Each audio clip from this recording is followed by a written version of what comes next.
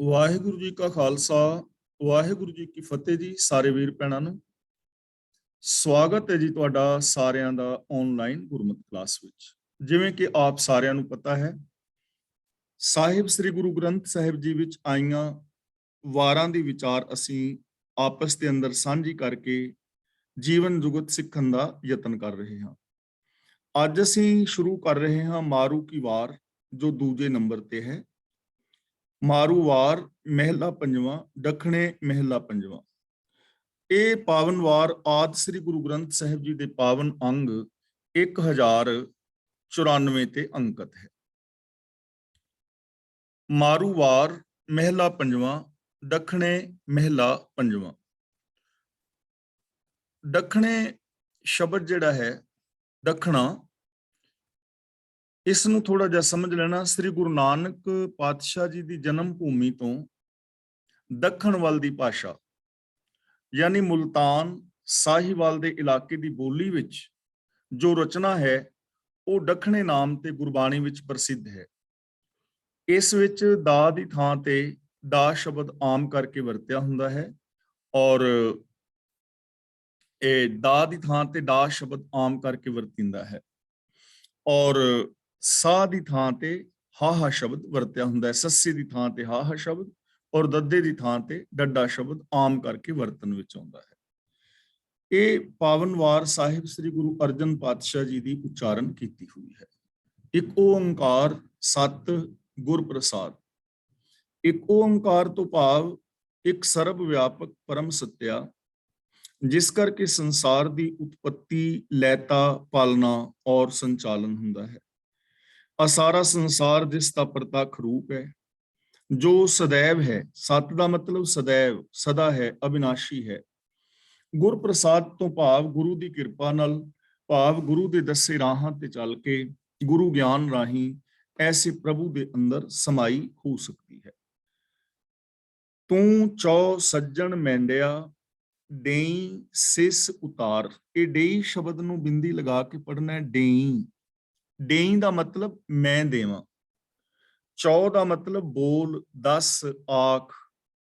ਸੱਜਣ ਮੈਂਡਿਆ ਦਾ ਮਤਲਬ ਹੈ ਮੇਰੇ ਸੱਜਣ। ਡੇਈ ਦਾ ਮਤਲਬ ਮੈਂ ਦਿਆਂ। ਸਿਸ ਦਾ ਮਤਲਬ ਸ਼ੀਸ। ਉਤਾਰ ਦਾ ਮਤਲਬ ਉਤਾਰ ਕੇ। ਹੇ ਮੇਰੇ ਸੱਜਣ ਤੂੰ ਆਖ, ਭਾਵ ਜੇ ਤੂੰ ਆਖੇ ਤਾਂ ਮੈਂ ਆਪਣਾ ਸਿਰ ਵੀ ਲਾ ਕੇ ਭੇਟ ਕਰ ਦਿਆਂ। ਤਾਂ ਇੱਥੇ ਪ੍ਰਭੂ ਦੇ ਚਰਨਾਂ ਵਿੱਚ ਸਿਰ ਭੇਟ ਕਰਨ ਦੀ ਗੱਲ ਹੈ। ਆਪਣਾ ਆਪਾ ਸਮਰਪਣ ਕਰਨਾ, ਆਪਣਾ ਆਪਾ ਵਾਰਨਾ। ਜਿਵੇਂ ਗੁਰੂ ਜੀ ਦਾ ਪਾਵਨ ਬਚਨ ਹੈ, ਜੋ ਤੋ ਪ੍ਰੇਮ ਖੇਲਣ ਕਾ ਚਾਓ, ਸਿਰ ਧਰ ਤਲੀ ਗਲੀ ਮੇਰੀ ਆਓ, ਇਤ ਮਾਰਗ ਪੈਰ ਧਰੀਜੈ, ਸਿਰ ਦੀਜੈ ਕਾਨ ਨਾ ਕੀਜੈ। ਤਾਂ ਹੇ ਮਾਲਕ, ਮੈਂ ਤੇਰੇ ਅੱਗੇ ਆਪਣਾ ਆਪਾ ਵਾਰਨ ਲਈ ਤਿਆਰ ਹਾਂ। ਆਪਣੀ ਮੱਤ ਦਾ ਤਿਆਗ ਕਰ ਦੇਣਾ, ਆਪਣੀ ਸੋਚ ਨੂੰ ਛੱਡ ਕੇ ਸੀਮਤ ਨੂੰ, ਗੁਰੂ ਦੀ ਅਸੀਮ ਸੋਚ ਨੂੰ ਅਪਣਾ ਲੈਣਾ। ਤਾਂ ਹੇ ਮੇਰੇ ਮਾਲਕ, ਜੇ ਤੂੰ ਆਖੇ ਤਾਂ ਮੈਂ ਆਪਣਾ ਸਿਰ ਵਾਰਨ ਲਈ ਵੀ ਤਿਆਰ ਹਾਂ। ਨੈਣ ਮਹਿੰਜੇ ਤਰਸਦੇ ਕਦ ਪੱਸੀ ਦੀਦਾਰ। ਪੱਸੀ ਦਾ ਮਤਲਬ ਮੈਂ ਵੇਖਾਂ, ਮਹਿੰਜੇ ਦਾ ਮਤਲਬ ਮੇਰੇ, ਨੈਣ ਦਾ ਮਤਲਬ ਅੱਖਾਂ, ਦੀਦਾਰ ਦਾ ਮਤਲਬ ਦਰਸ਼ਨ। ਮੇਰੀਆਂ ਅੱਖਾਂ ਤਰਸ ਰਹੀਆਂ ਨੇ ਕਿ ਮੈਂ ਕਦੋਂ ਤੇਰਾ ਦਰਸ਼ਨ ਕਰਾਂਗੀ, ਮੈਨੂੰ ਕਦੋਂ ਤੇਰੇ ਦਰਸ਼ਨ ਹੋਣਗੇ, ਕਦੋਂ ਮੈਂ ਤੈਨੂੰ ਵੇਖ ਸਕਾਂਗਾ। ਯਾਨੀ ਮੈਨੂੰ ਉਹ ਗਿਆਨ, ਮੈਨੂੰ ਉਹ ਸੂਝ ਕਦੋਂ ਮਿਲੇਗੀ, ਜਦੋਂ ਮੈਂ ਇਹ ਸਾਰੇ ਸੰਸਾਰ ਨੂੰ ਹੇ ਪ੍ਰਭੂ ਤੇਰੇ ਰੂਪ ਵਿੱਚ ਤੱਕ ਸਕਾਂਗਾ, ਜਦੋਂ ਮੈਨੂੰ ਤੇਰਾ ਗਿਆਨ ਮਿਲੇਗਾ, ਜਦੋਂ ਮੈਂ ਤੈਨੂੰ ਅਨੁਭਵ ਕਰਾਂਗਾ, ਜਦੋਂ ਮੈਂ ਆਪਣੀ ਸੋਚ ਨੂੰ ਤੇਰੀ ਸੋਚ ਦੇ ਵਿੱਚ ਮਿਲਾ ਦਿਆਂਗਾ। ਮੇਰੇ ਨੈਣ ਤਰਸ ਰਹੇ ਨੇ ਕਿ ਮੈਂ ਤੇਰਾ ਦੀਦਾਰ ਕਦੋਂ ਕਰਾਂਗਾ, ਕਦੋਂ ਮੇਰੇ ਅੰਦਰ ਐਸੀਆਂ ਭਾਵਨਾਵਾਂ ਪੈਦਾ ਹੋਣਗੀਆਂ। ਮਹਿਲਾ ਪੰਜਵਾਂ। ਨਹੀਂ ਮਹਿੰਜਾ ਤਉ ਨਾਲ ਬਿਆ ਨਹਿ ਕੁੜਾਵੇ ਡੇਕ। ਨਹੀਂ ਦਾ ਮਤਲਬ ਪ੍ਰੇਮ, ਮਹਿੰਜਾ ਤੋਂ ਭਾਵ ਮੇਰਾ, ਤਉ ਨਾਲ ਦਾ ਮਤਲਬ ਤੇਰੇ ਨਾਲ, ਬਿਆ ਦਾ ਮਤਲਬ ਦੂਜੇ, ਕੁੜਾਵੇ, ਕੁੜਾਵੇ ਦਾ ਮਤਲਬ ਝੂਠੇ, ਡੇਖ ਦਾ ਮਤਲਬ ਮੈਂ ਵੇਖ ਲਏ ਨੇ, ਮੈਂ ਪਰਖ ਲਿਆ ਹੈ, ਅਜਮਾ ਲਿਆ ਹੈ। ਤਾਂ ਹੇ ਪ੍ਰਭੂ, ਮੇਰਾ ਪਿਆਰ ਸਿਰਫ ਤੇਰੇ ਨਾਲ ਹੈ। ਤੇਰਾ ਹੁਕਮ, ਤੇਰੇ ਗੁਣ ਮੈਨੂੰ ਪਿਆਰੇ ਲੱਗਦੇ ਨੇ।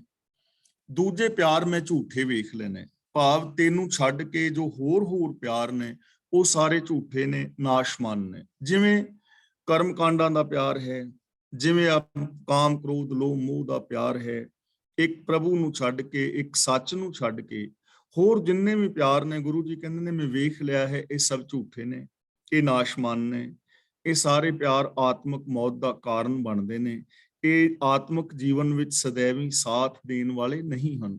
ਇਸ ਲਈ ਮੇਰਾ ਸੱਚਾ ਪਿਆਰ ਸਿਰਫ ਔਰ ਸਿਰਫ ਤੇਰੇ ਨਾਲ, ਤੇਰੀ ਰਜ਼ਾ ਨਾਲ, ਤੇਰੇ ਭਾਣੇ ਨਾਲ ਔਰ ਤੇਰੇ ਗੁਣਾਂ ਦੇ ਨਾਲ ਹੈ। ਕੱਪੜ ਭੋਗ ਡਰਾਵਣੇ, ਜਿਚਰ ਪਿਰੀ ਨਾ ਡੇਕ। ਪਿਰੀ ਦਾ ਮਤਲਬ ਖਸਮ, ਦੇਖ ਦਾ ਮਤਲਬ ਵੇਖਣਾ, ਡਰਾਵਣੇ ਦਾ ਮਤਲਬ ਡਰਾਉਣ ਵਾਲੇ। ਕੱਪੜ ਦਾ ਮਤਲਬ ਕੱਪੜੇ, ਭੋਗ ਦਾ ਮਤਲਬ ਜਿੰਨੇ ਵੀ ਪਦਾਰਥ ਨੇ। ਤਾਂ ਗੁਰੂ ਜੀ ਕਹਿੰਦੇ ਨੇ ਜਿੰਨਾ ਚਿਰ ਤੱਕ ਮੈਨੂੰ ਪਿਆਰੇ ਪ੍ਰੀਤਮ ਦਾ ਦੀਦਾਰ ਨਹੀਂ ਹੁੰਦਾ, ਉਦੋਂ ਤੱਕ ਦੁਨੀਆ ਵਾਲੇ ਖਾਣੇ ਪਹਿਨਣੇ ਮੈਨੂੰ ਡਰਾਵਣੇ ਲੱਗਦੇ ਨੇ। ਭਾਵ ਜੇ ਪਤੀ ਦਾ ਦੀਦਾਰ ਨਹੀਂ, ਜੇ ਅੰਦਰ ਸੋਚ ਦੇ ਰੱਬੀ ਗੁਣ ਨਹੀਂ ਹਨ, ਤਾਂ ਜਿੰਨੇ ਵੀ ਆ ਖਾਣ ਪੀਣ ਦੇ ਪਦਾਰਥ ਨੇ, ਕੱਪੜੇ ਆਦਿਕ ਨੇ, ਇਹ ਸਾਰੇ ਡਰਾਵਣੇ ਨੇ। ਹੁਣ ਇਹ ਚੀਜ਼ ਥੋੜੀ ਜਿਹੀ ਸਮਝਣ ਵਾਲੀ ਹੈ। ਜੇ ਅੰਦਰ ਸੱਚ ਨਹੀਂ ਹੈ, ਜੇ ਦੁਨਿਆਵੀ ਮਿਸਾਲ ਲਈਏ 2 ਮਿੰਟ ਵਾਸਤੇ, ਕੋਈ ਪਤਨੀ ਹੈ, ਜੇ ਉਹਦਾ ਪਤੀ ਦੇ ਨਾਲ ਸੱਚਾ ਪਿਆਰ ਨਹੀਂ ਹੈ, ਉਹ ਜੀਵਨ ਦੇ ਵਿੱਚ ਉਸ ਦੇ ਵਿੱਚ ਗਿਰਾਵਟ ਹੈ, ਲੇਕਿਨ ਹਾਰ ਸ਼ਿੰਗਾਰ ਉਸਨੇ ਬਹੁਤ ਲਗਾਇਆ ਹੈ, ਖਾਣ ਪੀਣ ਵਾਸਤੇ ਪਦਾਰਥ ਬੜੇ ਚੰਗੇ ਬਣਾਉਂਦੀ ਜਾਂ ਖਾਂਦੀ ਹੈ, ਤਾਂ ਫਿਰ ਉਸ ਪਤੀ ਪਤਨੀ ਦਾ ਜੋ ਸੰਬੰਧ ਹੈ ਉਹ ਠੀਕ ਰਹਿ ਨਹੀਂ ਪਾਏਗਾ, ਕਿਉਂਕਿ ਅੰਦਰ ਖੋਟ ਹੈ ਨਾ। ਤਾਂ ਬਾਹਰ ਦਾ ਵਿਖਾਵਾ ਕਿਸੇ ਕੰਮ ਦਾ ਨਹੀਂ। ਇਹ ਗੱਲ ਪਤੀ ਤੇ ਵੀ ਲਾਗੂ ਹੁੰਦੀ ਹੈ। ਹੁਣ ਗੁਰੂ ਜੀ ਕਹਿੰਦੇ ਨੇ ਇਸੇ ਤਰ੍ਹਾਂ ਜੇ ਬਾਹਰ ਦਾ ਪਹਿਨਾਵਾ ਤਾਂ ਬਹੁਤ ਚੰਗਾ ਹੋਏ, ਧਾਰਮਿਕ ਕੱਪੜੇ ਪਾਏ ਹੋਣ, ਧਾਰਮਿਕ ਚਿੰਨ੍ਹ ਧਾਰਨ ਕੀਤੇ ਹੋਣ, ਖਾਣ ਪੀਣ ਦੇ ਪਦਾਰਥ ਬੜੇ ਹੋਣ ਚੰਗੇ, ਤਾਂ ਇਹੋ ਜਿਹੇ ਇਨਸਾਨ ਜਿਹੜੇ ਨੇ ਉਹ ਡਰਾਵਣੇ ਨੇ। ਉਹਨਾਂ ਦਾ ਜੀਵਨ ਡਰਾਉਣ ਵਾਲਾ ਹੀ ਹੁੰਦਾ ਹੈ। ਬਾਬਾ ਫਰੀਦ ਜੀ ਦਾ ਕਥਨ ਹੈ, ਫਰੀਦਾ ਤਿਨਾ ਮੁਖ ਡਰਾਵਣੇ, ਜਿਨੀ ਵਿਸਾਰਿਓ ਨਾਉ। ਤਾਂ ਜਿੰਨੇ ਵੀ ਆ ਭੋਗ ਪਦਾਰਥ ਨੇ, ਇਹਨਾਂ ਦੇ ਅੰਦਰੋਂ ਕਦੇ ਵੀ ਸੁੱਖ ਔਰ ਸ਼ਾਂਤੀ ਨਹੀਂ ਪੈਦਾ ਹੋ ਸਕਦੀ ਜਦੋਂ ਤੱਕ ਬੰਦਾ ਆਪਣੇ ਅੰਦਰ ਰੱਬੀ ਗੁਣਾਂ ਨੂੰ ਧਾਰਨ ਨਹੀਂ ਕਰਦਾ। ਮਹਿਲਾ ਪੰਜਵਾਂ। ਉੱਠੀ ਚਾਲੂ ਕੰਤੜੇ, ਹੋਂ ਪੱਸੀ ਤਉ ਦੀਦਾਰ। ਉੱਠੀ ਚਾਲੂ ਕੰਤੜੇ, ਹੋਂ ਪੱਸੀ ਤਉ ਦੀਦਾਰ। ਤਉ ਦਾ ਮਤਲਬ ਤੇਰਾ। ਚਾਲੂ ਦਾ ਮਤਲਬ ਸਵੇਰੇ, ਉੱਠੀ ਦਾ ਮਤਲਬ ਮੈਂ ਉੱਠਾਂ, ਉੱਠੀ ਮੈਂ ਉੱਠਾਂ। ਚਾਲੂ ਦਾ ਮਤਲਬ ਚਲਾਂਗੇ ਸਵੇਰੇ, ਕੰਤੜੇ ਦਾ ਮਤਲਬ ਹੈ ਸੋਹਣੇ ਪਤੀ, ਪੱਸੀ ਦਾ ਮਤਲਬ ਵੇਖਾਂ। हे ਮੇਰੇ ਮਾਲਕ, ਮੇਰੇ ਅੰਦਰ ਇੱਕੋ ਹੀ ਚਾਹਤ ਹੈ ਕਿ ਮੈਂ ਸਵੇਰੇ ਉੱਠਾਂ ਹਰ ਰੋਜ਼ ਤੇ ਮੈਂ ਤੇਰਾ ਦਰਸ਼ਨ ਕਰਾਂ। ਸਵੇਰੇ ਹਰ ਰੋਜ਼ ਉੱਠਾਂ ਔਰ ਮੈਂ ਤੇਰਾ ਦਰਸ਼ਨ ਕਰਾਂ। ਹੁਣ ਕਿਵੇਂ ਕਿ ਜਦੋਂ ਵੀ ਮੈਂ ਉੱਠਾਂ, ਮਤਲਬ ਹਰ ਰੋਜ਼ ਸਵੇਰੇ, ਤੇ ਤੇਰਾ ਦਰਸ਼ਨ ਕਰਨ ਦਾ ਮਤਲਬ ਹੈ ਸੰਸਾਰ ਨੂੰ ਮੈਂ ਤੇਰੇ ਰੂਪ ਵਿੱਚ ਹੀ ਵੇਖਾਂ, ਆਪਣੇ ਅੰਦਰ ਮੈਂ ਤੇਰੇ ਗੁਣਾਂ ਨੂੰ ਵੇਖਾਂ, ਦੂਜਿਆਂ ਦੇ ਅੰਦਰ ਮੈਂ ਤੇਰੇ ਰੂਪ ਨੂੰ ਵੇਖਾਂ, ਦੂਜਿਆਂ ਨੂੰ ਮੈਂ ਤੇਰਾ ਰੂਪ ਜਾਣਾ, ਤੇ ਹਰ ਇੱਕ ਦੇ ਨਾਲ ਮੈਂ ਪਿਆਰ ਵਾਲਾ, ਸਤਿਕਾਰ ਵਾਲਾ ਬਿਹੇਵੀਅਰ ਕਰਾਂ। ਮੈਂ ਹਰ ਰੋਜ਼ ਤੈਨੂੰ ਹੀ ਵੇਖਾਂ, ਤੇਰੇ ਹੀ ਗੁਣਾਂ ਨੂੰ ਆਪਣੇ ਅੰਦਰ ਵੇਖਾਂ ਔਰ ਇਹ ਸੰਭਾਵਨਾ ਨੂੰ ਦੂਜਿਆਂ ਦੇ ਵਿੱਚ ਵੇਖਾਂ। ਜਿਵੇਂ ਸਭ ਮੈਂ ਜੋਤ ਜੋਤ ਹੈ ਸੋਏ, ਤਾਂ ਹਰ ਰੋਜ਼ ਭਾਵ ਹਰ ਜ਼ਿੰਦਗੀ ਦੇ ਅੰਦਰ ਮੈਂ ਇਹਨਾਂ ਚੀਜ਼ਾਂ ਨੂੰ ਹਰ ਰੋਜ਼ ਫੋਲੋ ਕਰਾਂ, ਮੈਂ ਤੇਰੇ ਹੀ ਦੀਦਾਰ ਕਰਾਂ, ਤੈਨੂੰ ਹੀ ਹਰ ਥਾਂ ਤੇ ਤੱਕਾਂ। ਕਾਜਲ ਹਾਰ ਤਮੋਲ ਰਸ, ਬਿਨ ਪੱਸੇ ਹਬ ਰਸ ਛਾਰ। ਕਾਜਲ ਦਾ ਮਤਲਬ ਕੱਜਲ, ਜੋ ਸੁਰਮਾ ਆਦਿਕ ਬੀਬੀਆਂ ਭੈਣਾਂ ਕੰਨਾਂ ਵਿੱਚ, ਆਪਣੇ ਅੱਖਾਂ ਵਿੱਚ ਪਾਉਂਦੀਆਂ ਨੇ।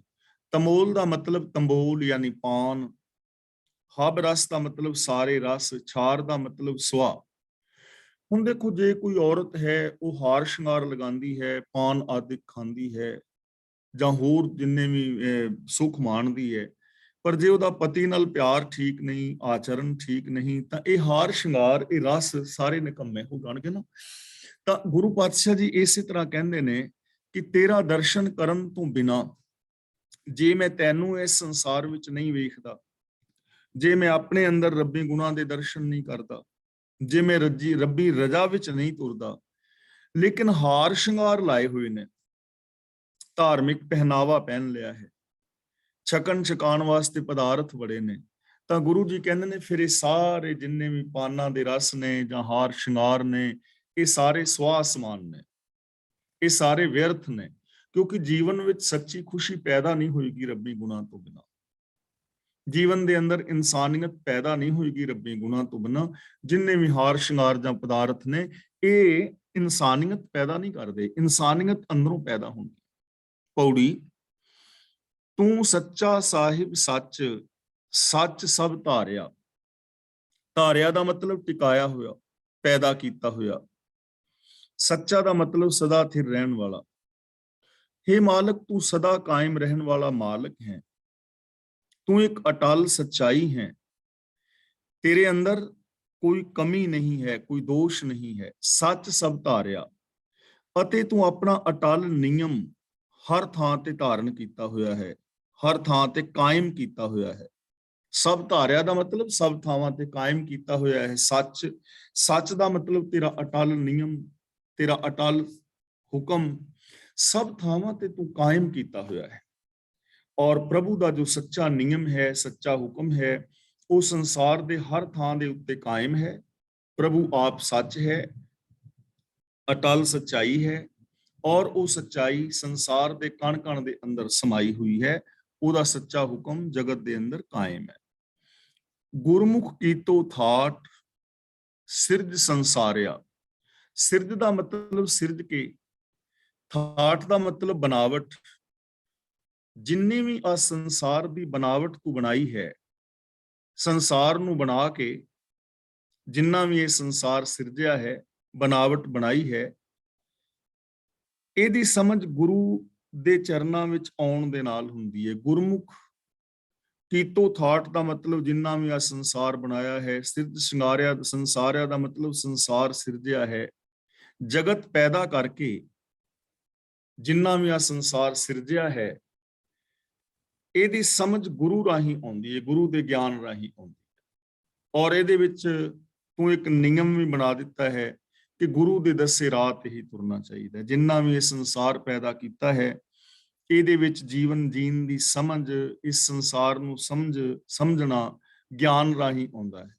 ਗਿਆਨ ਗੁਰੂ ਦੀ ਅਗਵਾਈ ਵਿੱਚ ਚੱਲ ਕੇ ਹੀ ਅਸੀਂ ਸਮਝ ਸਕਦੇ ਹਾਂ ਪ੍ਰਭੂ ਦੇ ਨੇਮਾਂ ਨੂੰ, ਪ੍ਰਭੂ ਦੀ ਰਜ਼ਾ ਨੂੰ, ਭਾਣੇ ਨੂੰ। ਗੁਰੂ ਦੇ ਰਾਹੀਂ ਇਹਦੀ ਸਮਝ ਆਉਂਦੀ।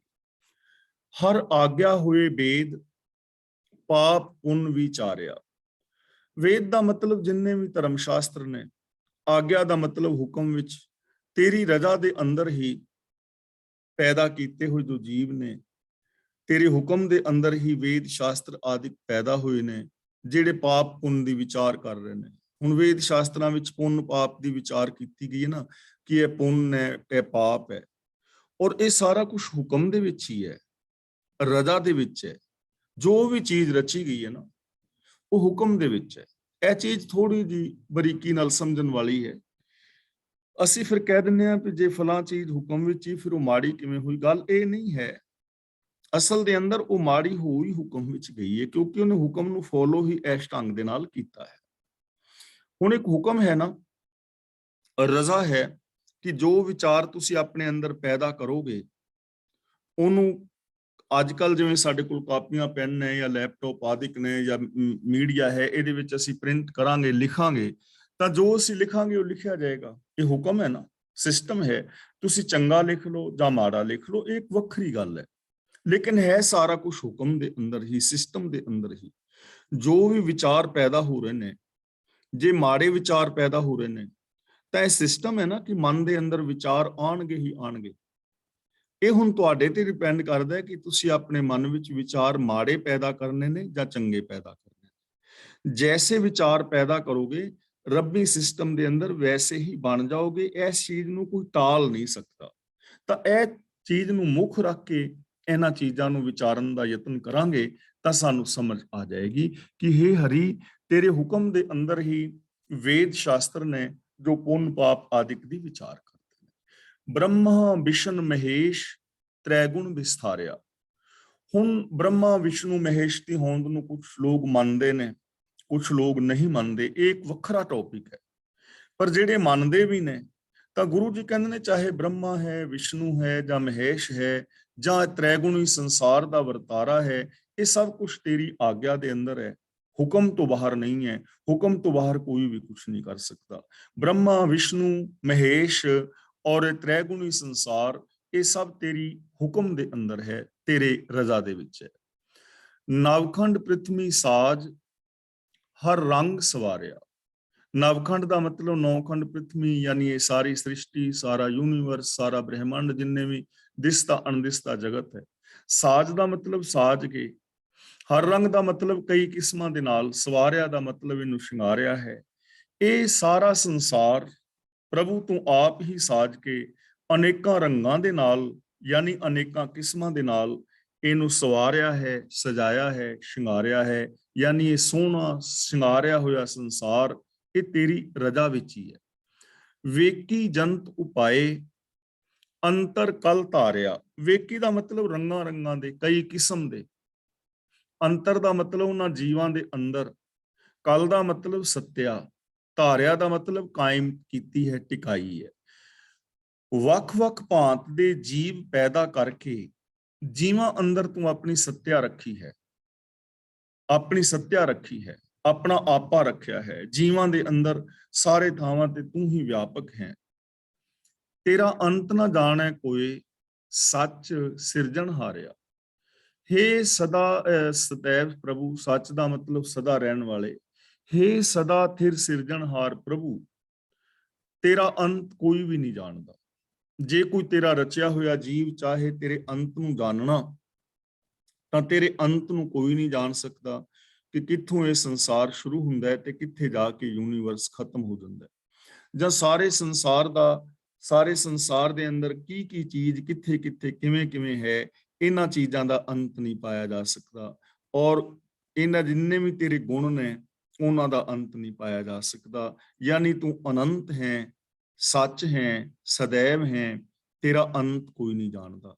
ਤਾਂ ਦੇਖੋ, ਸਾਨੂੰ ਇੱਕ ਬਹੁਤ ਵੱਡੀ ਇਥੋਂ ਪੋਜ਼ਿਟਿਵਿਟੀ, ਸਕਾਰਾਤਮਕ ਸੋਚ ਮਿਲਦੀ ਹੈ ਕਿ ਜਿਹੜਾ ਅਨੰਤ ਪ੍ਰਭੂ ਹੈ ਉਹ ਸਾਡੇ ਸਾਰਿਆਂ ਦੇ ਅੰਦਰ ਹੈ। ਇਹਦਾ ਮਤਲਬ ਸਾਡੇ ਅੰਦਰ ਅਨੰਤ ਪੋਸੀਬਿਲਿਟੀਜ਼ ਨੇ। ਅਸੀਂ ਬਹੁਤ ਕੁਝ ਕਰ ਸਕਦੇ ਹਾਂ, ਸਾਡੇ ਅੰਦਰ ਸੰਭਾਵਨਾਵਾਂ ਨੇ। ਤਾਂ ਸਾਨੂੰ ਉਹਨਾਂ ਸੰਭਾਵਨਾਵਾਂ ਨੂੰ ਪਛਾਣਨ ਦੀ ਲੋੜ ਹੈ। ਸਿਰਫ ਅਸੀਂ ਕਰ ਤਾਂ ਨਹੀਂ ਪਾਉਂਦੇ ਕਿਉਂਕਿ ਸਾਨੂੰ ਉਹਨਾਂ ਬਾਰੇ ਪਤਾ ਹੀ ਨਹੀਂ, ਅਸੀਂ ਜਾਣਦੇ ਹੀ ਨਹੀਂ, ਅਸੀਂ ਜਾਣਨਾ ਹੀ ਨਹੀਂ ਚਾਹੁੰਦੇ। ਗਿਆਨ ਦੀ ਅਣਹੋਂਦ ਕਰਕੇ ਅਸੀਂ ਆਪਣੇ ਅੰਦਰ ਉਹਨਾਂ ਸੰਭਾਵਨਾਵਾਂ ਨੂੰ ਉਜਾਗਰ ਨਹੀਂ ਕਰ ਪਾਏ। ਪਰ ਹਰ ਇੱਕ ਦੇ ਅੰਦਰ ਬਹੁਤ ਵੱਡੀਆਂ ਸੰਭਾਵਨਾਵਾਂ ਨੇ।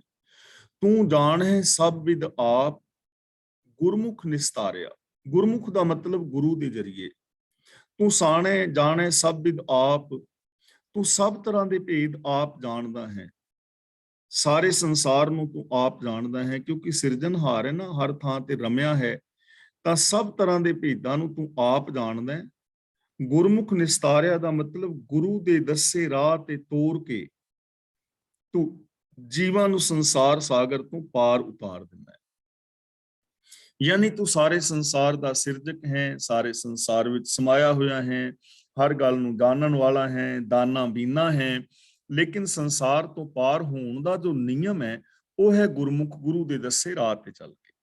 ਜਿਹੜਾ ਗਿਆਨ ਗੁਰੂ ਦੀ ਅਗਵਾਈ ਦੇ ਅੰਦਰ ਚੱਲਦਾ ਹੈ ਉਹਦਾ ਵਿਕਾਰਾਂ ਤੋਂ ਪਾਰ ਉਤਾਰਾ ਹੋ ਜਾਂਦਾ ਹੈ।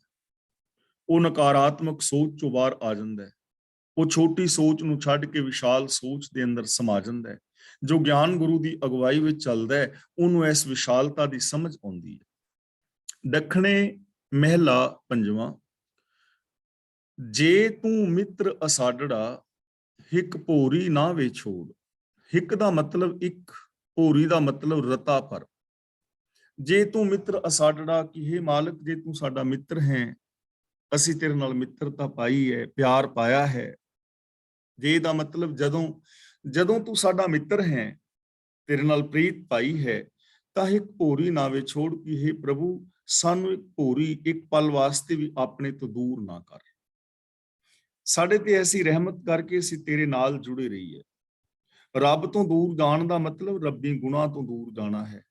ਕਿ ਇੱਕ ਪਲ ਵਾਸਤੇ ਵੀ ਅਸੀਂ ਸੱਚ ਤੋਂ, ਧਰਮ ਤੋਂ, ਦਇਆ ਤੋਂ, ਸਹਿਨਸ਼ੀਲਤਾ ਤੋਂ, ਨਿਰਭੈਤਾ ਤੋਂ, ਨਿਰਵੈਰਤਾ ਤੋਂ, ਇਨਸਾਨੀਅਤ ਤੋਂ ਦੂਰ ਨਾ ਜਾਈਏ, ਇੱਕ ਪਲ ਵੀ ਦੂਰ ਨਾ ਜਾਈਏ। ਕਿਉਂਕਿ ਵਿਛੜਨਾ ਹੁੰਦਾ ਹੈ ਸੁਰਤ ਨੇ, ਵਿਛੋੜਾ ਹੈ ਸੋਚ ਦਾ, ਗੁਣਾ ਔਰ ਔਗੁਣਾ ਦੇ ਨਾਲੋਂ। ਜੇ ਅਸੀਂ ਗੁਣਾਂ ਤੋਂ ਵਿਛੜ ਗਏ, ਸਾਡੇ ਅੰਦਰ ਔਗਣ ਆ ਜਾਣਗੇ। ਤੇ ਜਦੋਂ ਅਸੀਂ ਔਗਣਾਂ ਤੋਂ ਦੂਰ ਜਾਵਾਂਗੇ, ਵਿਛੜਾਂਗੇ, ਤੇ ਸਾਡੇ ਅੰਦਰ ਗੁਣ ਆ ਜਾਣਗੇ। ਤਾਂ ਗੁਰੂ ਪਾਤਸ਼ਾਹ ਜੀ ਕਹਿੰਦੇ ਨੇ, ਹੇ ਪ੍ਰਭੂ, ਰਹਿਮਤ ਕਰਕੇ ਇੱਕ ਪਲ ਵਾਸਤੇ ਵੀ ਅਸੀਂ ਤੇਰੇ ਤੋਂ ਦੂਰ ਨਾ ਹੋਈਏ, ਸਾਨੂੰ ਆਪਣੇ ਤੋਂ ਦੂਰ ਨਾ ਕਰੀ। ਜਿਉ ਮਹਿੰਜਾ ਤਉ ਮੋਹਿਆ, ਕਦ ਪੱਸੀ ਜਾਨੀ ਤੋਹੇ। ਇੱਥੇ ਪੱਸੀ ਨਹੀਂ, ਬਿੰਦੀ ਲਗਾ ਕੇ ਪੜਾਂਗੇ, ਪੱਸੀ। ਪੱਸੀ ਦਾ ਮਤਲਬ ਮੈਂ ਵੇਖਾਂ।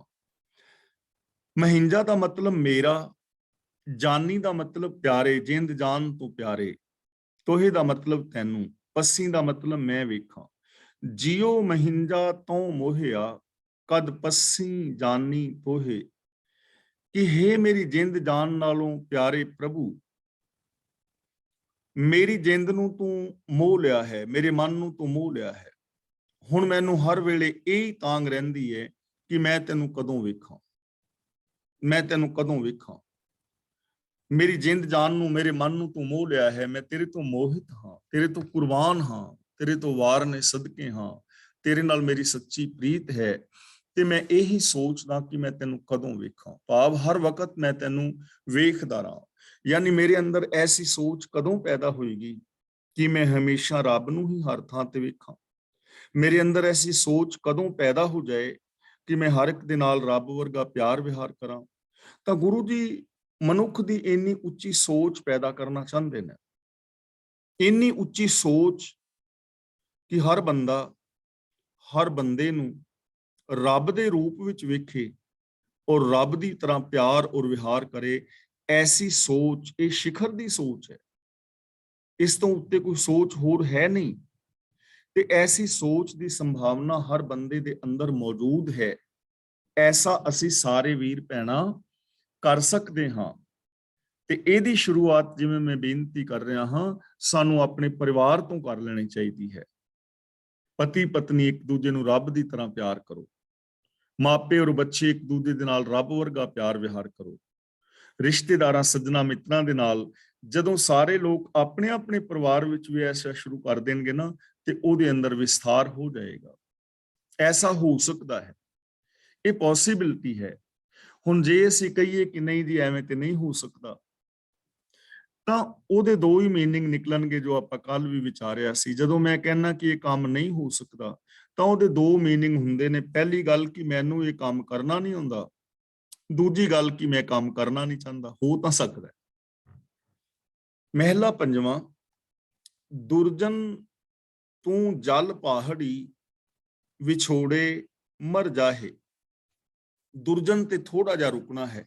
ਦੁਰਜਨ ਸੰਬੋਧਨ ਦੀ ਤਰ੍ਹਾਂ, ਦੁਰਜਨ ਤੂੰ ਜਲ ਪਹਾੜੀ। ਜਲ ਦਾ ਮਤਲਬ ਸੜ ਜਾ, ਪਹਾੜੀ ਦਾ ਮਤਲਬ ਅੱਗ ਵਿੱਚ, ਵਿਛੋੜੇ ਦਾ ਮਤਲਬ ਵਿਛੋੜਿਆ, ਮਰ ਜਾਹੇ ਦਾ ਮਤਲਬ ਮਰ ਜਾ।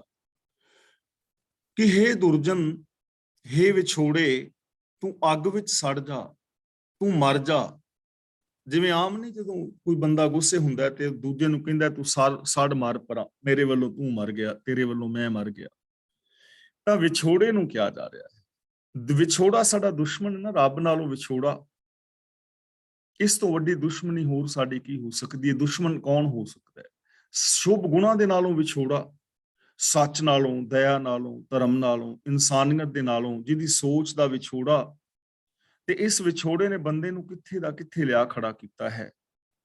ਇਨਸਾਨ ਹੁੰਦਿਆਂ ਵੀ ਕਿਵੇਂ ਹਰ ਟਾਈਮ ਨਫ਼ਰਤ ਔਰ ਹੰਕਾਰ ਦੇ ਨਾਲ ਭਰਿਆ ਪਿਆ ਹੈ। ਤਾਂ ਗੁਰੂ ਜੀ ਕਹਿੰਦੇ ਨੇ, ਹੇ ਵਿਛੋੜੇ, ਹੇ ਦੁਰਜਨ, ਤੂੰ ਅੱਗ ਵਿੱਚ ਸੜ ਮਰ, ਭਾਵ ਕਿ ਦੂਰ ਹੋ ਜਾ। ਕੰਤਾ ਤੂੰ ਸੌ ਸੇਜੜੀ, ਮੈਂਡਾ ਹੱਬੋ ਦੁੱਖ ਉਲਾਹੇ।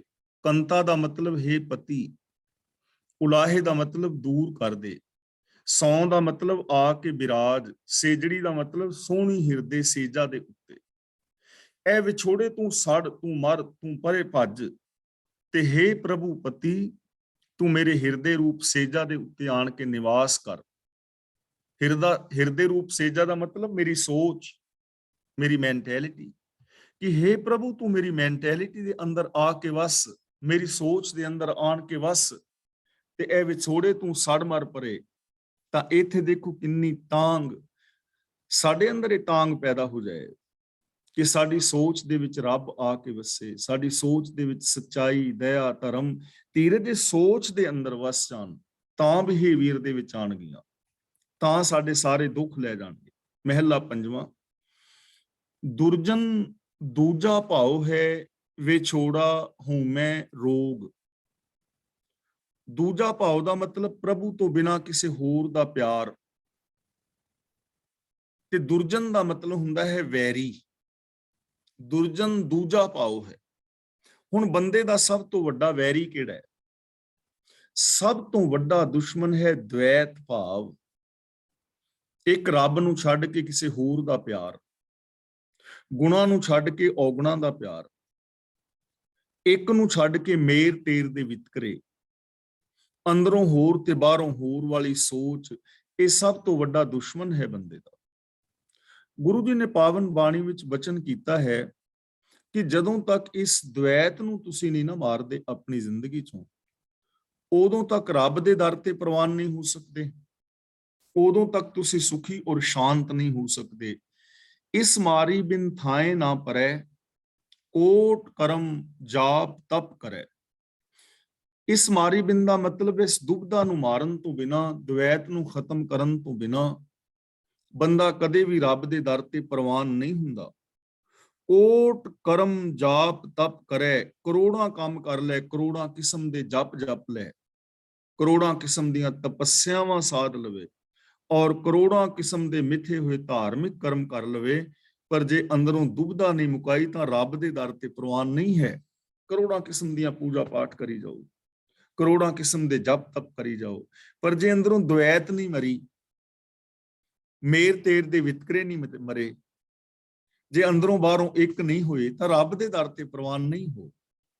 ਇਸ ਲਈ ਦੁਨੀਆ ਦੇ ਅੰਦਰ ਮਨੁੱਖ ਦਾ ਸਭ ਤੋਂ ਵੱਡਾ ਭਾਵ ਇਹ ਦ્વੈਤ ਭਾਵ ਹੈ, ਮੇਰ ਤੇਰ ਦੇ ਵਿਤਕਰੇ, ਆਪਣੇ ਪਰਾਏ ਦੇ ਵਿਤਕਰੇ। ਆ ਜਿੰਨੇ ਵੀ ਹਥਿਆਰ ਇੱਕ ਦੇਸ਼ ਦੂਜੇ ਦੇਸ਼ ਵਾਸਤੇ ਬਣਾ ਰਿਹਾ ਹੈ, ਕਾਹਦੇ ਵਾਸਤੇ? ਕਿਉਂਕਿ ਦ્વੈਤ ਹੈ ਨਾ ਅੰਦਰ, ਕਿ ਉਹ ਦੂਜੇ ਨੇ, ਉਹ ਦੁਸ਼ਮਣ ਨੇ। ਜੇ ਇੱਕ ਦੇ ਨਾਲ ਜੁੜੇ ਹੋਣ, ਇੱਕ ਰੱਬ ਨੂੰ ਸਾਰਿਆਂ ਵਿੱਚ ਵੇਖੇ ਬੰਦਾ, ਤਾਂ ਫਿਰ ਐਵੇਂ ਕਿਉਂ ਹੋਏਗਾ? ਜੇ ਸਾਰਿਆਂ ਵਿੱਚ ਇੱਕ ਰੱਬ ਨੂੰ ਲੋਕ ਮੰਨਣ, ਇੰਪਲੀਮੈਂਟ ਕਰਨ, ਤਾਂ ਇੱਕ ਧਰਮ ਦੂਜੇ ਧਰਮ ਦਾ ਵੈਰੀ ਕਿਉਂ ਹੋਏਗਾ? ਮੈਂ ਤੁਹਾਡਾ ਤੇ ਤੁਸੀਂ ਮੇਰੇ ਦੁਸ਼ਮਣ ਕਿਉਂ ਹੋਵੋਗੇ? ਤਾਂ ਹੀ ਹੈ ਨਾ ਅੰਦਰ ਦ્વੈਤ। ਤਾਂ ਗੁਰੂ ਜੀ ਕਹਿੰਦੇ ਨੇ ਵਿਛੋੜਾ ਸਭ ਤੋਂ ਵੱਡਾ, ਦੂਜਾ ਭਾਵ ਦ્વੈਤ ਭਾਵ ਸਭ ਤੋਂ ਵੱਡਾ ਦੁਸ਼ਮਣ ਹੈ। ਵਿਛੋੜਾ ਹਉਮੈ ਰੋਗ, ਤੇ ਹਉਮੈ ਦਾ ਰੋਗ ਪ੍ਰਭੂ ਦੇ ਨਾਲੋਂ ਵਿਛੋੜਾ ਪਾਉਣ ਵਾਲਾ ਹੈ। ਹਉਮੈ ਦਾ ਰੋਗ ਰੱਬ ਨਾਲੋਂ ਦੂਰੀ ਵਧਾਉਣ ਵਾਲਾ ਹੈ, ਇਨਸਾਨੀਅਤ ਨਾਲੋਂ ਦੂਰੀ ਵਧਾਉਣ ਵਾਲਾ ਹੈ, ਸੰਸਾਰਿਕ ਰਿਸ਼ਤਿਆਂ ਵਿੱਚ ਦੂਰੀ ਵਧਾਉਣ ਵਾਲਾ ਹੈ। ਹਉਮੈ, ਹੰਕਾਰ, ਈਗੋ, ਮੈਨੂੰ ਫਲਾਂ ਬੰਦਾ ਚੰਗਾ ਨਹੀਂ ਲੱਗਦਾ, ਮੈਂ ਫਲਾਣੇ ਨੂੰ ਚੰਗਾ ਨਹੀਂ ਲੱਗਦਾ, ਮੈਂ ਵੱਡਾ ਹਾਂ ਦੂਜਾ ਨਿੱਕਾ ਹੈ, ਇਹ ਸਭ ਤੋਂ ਵੱਡਾ ਰੋਗ ਹਉਮੈ ਹੈ। ਹਉਮੈ ਦੀਰਘ ਰੋਗ ਹੈ, ਔਰ ਇਸ ਹਉਮੈ ਨੇ ਕਿੰਨੇ ਪਰਿਵਾਰ ਤਬਾਹ ਕੀਤੇ ਨੇ, ਕਿੰਨੇ ਰਿਸ਼ਤਿਆਂ ਨਾਤਿਆਂ ਦਾ ਨਾਸ਼ ਮਾਰਿਆ ਹੈ, ਕਿੰਨੇ ਮਿੱਤਰਾਂ ਨੂੰ ਮਿੱਤਰਾਂ ਤੋਂ ਦੂਰ ਕੀਤਾ ਹੈ, ਭੈਣਾਂ ਨੂੰ ਭਰਾਵਾਂ ਤੋਂ, ਬੱਚਿਆਂ ਨੂੰ ਮਾਪਿਆਂ ਤੋਂ, ਮਾਪਿਆਂ ਨੂੰ ਬੱਚਿਆਂ ਤੋਂ। ਤਾਂ ਗੁਰੂ ਪਾਤਸ਼ਾਹ ਜੀ ਕਹਿੰਦੇ ਨੇ ਇਹ ਦੋ ਵੱਡੇ ਦੁਸ਼ਮਣ ਨੇ। ਦੂਜਾ ਭਾਵ ਵੱਡਾ ਦੁਸ਼ਮਣ ਹੈ, ਔਰ ਵਿਛੋੜੇ ਦਾ ਕਾਰਨ ਹਉਮੈ ਦਾ ਰੋਗ ਹੈ। ਹੁਣ ਇਹਦਾ ਇਲਾਜ ਕੀ ਹੈ? ਸੱਜਣ ਸੱਚਾ ਪਾਤਸ਼ਾਹ ਜਿਸ ਮਿਲ ਕੀਚੈ ਭੋਗ। ਕੀਚੈ ਭੋਗ ਦਾ ਮਤਲਬ ਆਨੰਦ ਮਾਣ ਸਕੀਦਾ ਹੈ। ਜਿਸ ਮਿਲ ਦਾ ਮਤਲਬ ਜਿਸ ਨੂੰ ਮਿਲ ਕੇ, ਕੀਚੈ ਦਾ ਮਤਲਬ ਕਰ ਸਕੀਦਾ ਹੈ, ਭੋਗ ਦਾ ਮਤਲਬ ਆਨੰਦ ਮਾਣ ਸਕੀਦਾ ਹੈ। ਤਾਂ ਗੁਰੂ ਪਾਤਸ਼ਾਹ ਜੀ ਕਹਿੰਦੇ ਨੇ ਸਦਾ ਕਾਇਮ ਰਹਿਣ ਵਾਲਾ ਪ੍ਰਭੂ ਹੈ, ਜਿੰਦ ਦਾ ਮਾਲਕ ਹੈ, ਜਿੰਦ ਦਾ ਮਿੱਤਰ ਹੈ, ਜਿਸ ਨੂੰ ਮਿਲ ਕੇ ਆਤਮਿਕ ਆਨੰਦ ਮਾਣਿਆ ਜਾ ਸਕਦਾ ਹੈ, ਜਿਸ ਨੂੰ ਮਿਲ ਕੇ ਹਉਮੈ ਨੂੰ ਦੂਰ ਕੀਤਾ ਜਾ ਸਕਦਾ ਹੈ, ਜਿਸ ਨੂੰ ਮਿਲ ਕੇ ਵਿਛੋੜੇ ਨੂੰ ਦੂਰ ਕੀਤਾ ਜਾ ਸਕਦਾ ਹੈ, ਜਿਸ ਨੂੰ ਮਿਲ ਕੇ ਮੇਰ ਤੇਰ ਦੇ ਵਿਤਕਰੇ ਦੂਰ ਕੀਤੇ ਜਾ ਸਕਦੇ ਨੇ। ਸੱਜਣ ਹੈ ਸੱਚਾ ਪਾਤਸ਼ਾਹ, ਸੱਚਾ ਮਾਲਕ। ਪ੍ਰਭੂ ਨੂੰ ਮਿਲ ਕੇ, ਪ੍ਰਭੂ ਵਿੱਚ ਮਿਲ ਕੇ, ਯਾਨੀ ਰੱਬੀ ਗੁਣਾਂ ਦੇ ਧਾਰਨੀ ਹੋ ਕੇ ਇਹ ਮੇਰ ਤੇਰ ਨੂੰ ਖਤਮ ਕੀਤਾ ਜਾ ਸਕਦਾ ਹੈ। ਜੇ ਅੰਦਰ ਪ੍ਰੇਮ ਪ੍ਰਗਟ ਹੋ ਜਾਏ, ਅੰਦਰ ਨਿਮਰਤਾ ਪ੍ਰਗਟ ਹੋ ਜਾਏ, ਅੰਦਰ ਸਹਿਨਸ਼ੀਲਤਾ ਪ੍ਰਗਟ ਹੋ ਜਾਏ, ਤਾਂ ਇਹ ਸਾਰੇ ਰੋਗ ਸੋਗ ਔਰ ਵਿਛੋੜੇ ਮੁੱਕ ਸਕਦੇ ਨੇ। ਪੌੜੀ तू अगम दयाल बेअंत तेरी कीमत कहे कौन। अगम का मतलब अपहुंच, जिथों तक साडी पहुंच नहीं है। हे प्रभु तू अपहुंच है, दया दा सागर है, बेअंत है, अनंत है। कोई जीव तेरा मुल नहीं पा सकता, तेरी कीमत नहीं पा सकता, तेरा अंत नहीं पा सकता। हुण जे कोई रब नूं कीमत दे नाल पाना चाहे तां किहड़े मुल दे नाल रब नूं खरीदोगे, किहड़े मुल दे नाल पालोगे? तुहाडा किहड़ा ऐसा कर्म है जो रब तो वड्डा और महान होवे? किहड़ा कर्म? की जप जप जप के, की वर्त रख रख के, ਸਰਾਧਾ ਕਰ ਕਰਕੇ, ਤੀਰਥਾਂ ਤੇ ਨਹਾ ਨਹਾ ਕੇ, ਕੀ ਪਕੌੜਿਆਂ ਦੇ ਭੋਗ ਲਵਾ ਲਵਾ ਕੇ ਰੱਬ ਨੂੰ ਪਾਲੋਗੇ, ਉਹਦਾ ਅੰਤ ਪਾਲੋਗੇ? ਕੀ ਉਹਦੀ ਕੀਮਤ ਹੈ? ਕੀ ਸੋਨਾ ਦਾਨ ਦੇਣਾ ਰੱਬ ਦੀ ਕੀਮਤ ਹੈ, ਜਿਸ ਨੇ ਇੰਨਾ ਕੁਛ ਪੈਦਾ ਕੀਤਾ ਹੈ? ਦੋ ਫੁੱਲ ਭੇਟ ਕਰਨੇ, ਕੀ ਉਹਦੀ ਕੀਮਤ ਹੈ, ਜਿਸ ਨੇ ਇੰਨੀ ਵਨਸਪਤੀ ਪੈਦਾ ਕੀਤੀ ਹੈ? ਤਾਂ ਤੂੰ ਅਗੰਮ ਹੈ, ਤੂੰ ਦਇਆ ਦਾ ਸਾਗਰ ਹੈ, ਬੇਅੰਤ ਹੈ, ਤੈਨੂੰ ਕਿਸੇ ਕੀਮਤ ਨਾਲ ਨਹੀਂ ਪਾਇਆ ਜਾ ਸਕਦਾ। तेरे अंदर तो मिलिया जा सकता है, तेरे अंदर तो समर्पण किया जा सकता है, तेरी रजा विच राजी रहा जा सकता है, तेरे गुणां दी धारनी होया जा सकता है। तुद सिरजिया सब संसार, तू नायक सगल भौण। सगल भौण दा मतलब सारे भवनां दा, सारी सृष्टि दा। नायक दा मतलब आगू, मालक। ये सारा जगत प्रभु तू ही पैदा किया है, और सारे भवनां दा, सारे संसार दा मालक तू एक ही है, तू ही मालक है। जे इंसानां नूं ये चीज समझ आ जाए, धार्मिक जो लोग ने, जे ये इस चीज दे उत्ते अमल कर लैण कि एक ने संसार पैदा किया है और सारे संसार दा मालक इक्को ही है, ये सारा संसार एक ही है, तां फिर सीमावां दे झगड़े कादे, फिर धर्मां दे झगड़े कादे, फिर जातिवाद दे झगड़े कादे, फिर मेर तेर दे झगड़े कादे, जदों मालक एक ही है और सारा कुछ एक ही है। तेरी कुदरत कोई ना जाने मेरे ठाकुर सगल रौण। सगल रौण का मतलब सब थावां ते व्यापक, रौण का मतलब रमिया होया। हे मेरे सर्व व्यापक मालक, कोई जीव तेरी ताकत का अंदाजा नहीं लगा सकता। तेरी कुदरत, इत्थे कुदरत का मतलब है ताकत। तेरी ताकत का कोई जीव अंदाजा नहीं लगा सकता। और हकीकत है, किवें ताकत का अंदाजा लगाओगे? किन्नी शक्ति इस संसार दे अंदर है, किन्ना कुछ इस संसार दे अंदर जो नेम नियमावली है, उस रब्बी हुक्म दी केडी वड्डी ताकत है, कोई जान सकता है? यानी तू अनंत ताकतां दा मालक है, तेरे अंदर अनंत ताकत है। तो इथों सानू एक बड़ी वड्डी पॉजिटिव सोच भी मिल रही है कि वो अनंत ताकतां दा मालक साडे सारियां दे अंदर है। ਇਹਦਾ ਮਤਲਬ ਸਾਡੇ ਅੰਦਰ ਵੀ ਇਹ ਤਾਕਤ ਹੈ ਕਿ ਅਸੀਂ ਕਾਮ, ਕ੍ਰੋਧ, ਲੋਭ, ਮੋਹ, ਹੰਕਾਰ ਨੂੰ ਪਛਾੜ ਸਕੀਏ। ਸਾਡੇ ਅੰਦਰ ਵੀ ਇਹ ਤਾਕਤ ਹੈ ਕਿ ਅਸੀਂ ਨੈਗੇਟਿਵ ਤੋਂ ਪੋਜ਼ਿਟਿਵ ਹੋ ਸਕੀਏ। ਸਾਡੇ ਅੰਦਰ ਵੀ ਇਹ ਤਾਕਤ ਹੈ ਕਿ ਅਸੀਂ ਬਹੁਤ ਕੁਝ ਰੱਬੀ ਰਜ਼ਾ ਦੇ ਵਿੱਚ ਕਰ ਸਕੀਏ। ਤਾਂ ਤੇਰੀ ਤਾਕਤ ਨੂੰ ਬਿਆਨ ਨਹੀਂ ਕੀਤਾ ਜਾ ਸਕਦਾ। ਅਨੰਤ ਅਨੰਤ ਸ਼ਕਤੀਆਂ ਦਾ ਤੂੰ ਮਾਲਕ ਹੈ। ਤੁਧ ਅੱਪੜ ਕੋਈ ਨਾ ਸਕੈ, ਤੂੰ ਅਬਿਨਾਸ਼ੀ ਜਗ ਉਧਰਨ। अप्पड़ का मतलब तेरे तक पहुंच नहीं हो सकती किसी दी, यानी तेरी कोई बराबरी नहीं कर सकता। तू अविनाशी है। जग उदाहरण का मतलब जग का उद्धार करने वाला है। हे जगत दे उद्धार करने वाले अविनाशी प्रभु, कोई तेरे बराबर नहीं अप्पड़ सकता। मतलब तेरी बराबरी कोई नहीं कर सकता कि तेरे बराबर का कोई होवे। ਇਹ ਗੱਲ ਵੱਖਰੀ ਹੈ ਕਿ ਅਸੀਂ ਕਹਿ ਦਿੰਦੇ ਆ ਕਿ ਫਲਾਂ ਬੰਦਾ ਰੱਬ ਦਾ ਅਵਤਾਰ ਹੈ, ਅਸੀਂ ਰੱਬ ਦੇ ਬਰਾਬਰ ਕਿਸੇ ਨੂੰ ਬਿਠਾ ਦਈਏ, ਉਹ ਸਾਡੀ ਬੇਸਮਝੀ ਹੈ। ਪਰ ਰੱਬ ਦੀ ਬਰਾਬਰੀ ਕੋਈ ਕਰ ਸਕਦਾ ਹੈ? ਕੋਈ ਬੰਦਾ ਰੱਬ ਦੀ ਬਰਾਬਰੀ ਕਰ ਸਕਦਾ ਹੈ? ਜਿਵੇਂ ਅਸੀਂ ਕਹਿੰਦੇ ਆ ਜੀ ਫਲਾਂ ਬਾਬਾ ਉਹਦੇ ਵਿੱਚ ਤੇ ਕਰਾਮਾਤਾਂ, ਤੇ ਕਰਾਮਾਤਾਂ ਵੀ ਅਸੀਂ ਹੋਛੀਆਂ ਦੱਸਦੇ ਆ, ਅਣਹੋਣੀਆਂ, ਕਿ ਰੱਬ ਦੀ ਬਰਾਬਰੀ ਕਰ ਸਕਦਾ ਹੈ। ਰੱਬ ਦੇ ਨਿਯਮਾਂ ਨੂੰ ਕੋਈ ਬੰਦਾ ਉਲਟ ਸਕਦਾ ਹੈ? ਕੋਈ रजा तो बाहर कोई है ही नहीं, जा ही नहीं सकता। हुक्म अंदर सब को, बाहर हुक्म ना कोई। रब्बी रजा तो बाहर कुछ भी नहीं हो सकता। तेरी बराबरी प्रभु कोई नहीं कर सकता। तू अनंत महान है। तुद थापे चारे जुग, तू करता सगल धरण। ਸਗਲ ਧਰਨ ਦਾ ਮਤਲਬ ਸਾਰੀ ਸ੍ਰਿਸ਼ਟੀ, ਚਾਰੇ ਯੁਗ ਦਾ ਮਤਲਬ ਹਰ ਸਮਾਂ, ਕਿ हे ਪ੍ਰਭੂ ਚਾਰੇ ਯੁਗ ਤੂੰ ਹੀ ਥਾਪੇ ਨੇ, ਸਾਰਾ ਸਮਾਂ ਤੂੰ ਹੀ ਬਣਾਇਆ। ਜਿਹੜੇ ਚਾਰ ਯੁਗ ਅਸੀਂ ਵੰਡ ਲੈਣੇ ਨਾ, ਕਿ ਇਹ ਸਤਿਯੁਗ ਦੁਆਪਰ ਤ੍ਰੇਤਾ ਹੈ, ਤੇ ਉਹਨਾਂ ਨੂੰ ਅਸੀਂ ਕਹਿ ਦਿੱਤਾ ਹੈ ਕਿ ਇੱਕ ਯੁਗ ਚੰਗਾ ਹੈ ਤੇ ਦੂਜਾ ਉਹਦੇ ਤੋਂ ਮਾੜਾ, ਤੇ ਤੀਜਾ ਉਹਦੇ ਤੋਂ ਮਾੜਾ, ਤੇ ਚੌਥਾ ਬਿਲਕੁਲ ਹੀ ਮਾੜਾ। ਹੁਣ ਗੁਰੂ ਜੀ ਕਹਿੰਦੇ ਨੇ ਚਾਰੇ ਯੁਗ ਮਤਲਬ ਹਰ ਸਮਾਂ ਤੂੰ ਹੀ ਬਣਾਇਆ ਹੈ। ਕੋਈ ਐਸਾ ਸਮਾਂ ਨਹੀਂ ਜਿਸ ਸਮੇਂ ਵਿੱਚ ਤੂੰ ਨਾ ਹੋਵੇਂ, ਸਮਾਂ ਤੂੰ ਹੀ ਸਿਰਜਿਆ ਹੈ। ਸਾਰੀ ਧਰਤੀ ਦਾ ਮਾਲਕ ਤੂੰ ਹੀ ਹੈ। ਤਾਂ ਜਿਹੜਾ ਸਮਾਂ ਰੱਬ ਨੇ ਬਣਾਇਆ ਹੈ, ਉਹ ਸਮਾਂ ਮਾੜਾ ਕਿਵੇਂ ਹੋ ਗਿਆ? ਅਸੀਂ ਕਿਵੇਂ ਕਹਿ ਦਿੱਤਾ ਕਿ ਇਹ ਜਿਹੜਾ ਜਿਹਨੂੰ ਜਿਸ ਸਮੇਂ ਨੂੰ ਅਸੀਂ ਕਲਯੁਗ ਕਹਿੰਦੇ ਆ ਕਿ ਬੜਾ ਮਾੜਾ ਹੈ ਜੀ, ਬਹੁਤ ਮਾੜਾ ਹੈ। ਅਸਲ ਦੇ ਅੰਦਰ ਇਹ ਪੁਜਾਰੀ ਦੀ ਸੋਚ ਸੀ, ਔਰ ਉਹਨਾਂ ਸਮਿਆਂ ਦੇ ਅੰਦਰ ਜੈਸੀ ਕਿਸੇ ਕੋਲ ਸੋਚ ਸੀ, ਜਿਵੇਂ ਜਿਵੇਂ ਬੰਦੇ ਦਾ ਵਿਕਾਸ ਹੋਇਆ ਸੀ, ਆਪਣੀ ਆਪਣੀ ਸਮਝ ਮੁਤਾਬਕ ਉਹਨਾਂ ਨੇ ਵਿਚਾਰ ਦੇ ਦਿੱਤੇ, ਔਰ ਉਹ ਸਮੇਂ ਰਾਹੀਂ ਉਹਨਾਂ ਵਿਚਾਰਾਂ ਨੂੰ ਲੋਕ ਮੰਨਣ ਲੱਗ ਗਏ। ਗੁਰੂ ਜੀ ਨੇ ਇਹਨਾਂ ਸਾਰੀਆਂ ਚੀਜ਼ਾਂ ਦਾ ਆਣ ਕੇ ਖੰਡਨ ਕੀਤਾ। ਗੁਰੂ ਜੀ ਨੇ ਕਿਹਾ, ਸੋਈ ਚੰਦ ਚੜ੍ਹੈ ਸਿਤਾਰੇ, ਸੋਈ ਦਿਨਿਯਰ ਤਪਤ ਰਹਿ, ਸਾ ਧਰਤੀ ਸੋ ਪੌਣ ਚੁਲਾਰੇ, ਜੁਗ ਜੀ ਖੇਲੇ ਥਾਮ ਕੈਸੇ। ਤਾਂ ਪ੍ਰਭੂ ਦਾ ਸਿਰਜਿਆ ਹੋਇਆ ਸਮਾਂ ਮਾੜਾ ਨਹੀਂ ਹੋ ਸਕਦਾ। ਚੰਗੇ ਇਨਸਾਨ ਦੀ ਕੀਤੀ ਹੋਈ ਕੋਈ ਕਿਰਤ ਮਾੜੀ ਨਹੀਂ ਹੋ ਸਕਦੀ। ਪ੍ਰਭੂ ਦੀ ਕੋਈ ਕਿਰਤ ਮਾੜੀ ਨਹੀਂ ਹੈ। ਇੱਥੇ ਕੁਝ ਬੁਰਾ ਨਹੀਂ ਹੈ, ਇੱਥੇ ਕੁਝ ਅਧੂਰਾ ਨਹੀਂ ਹੈ।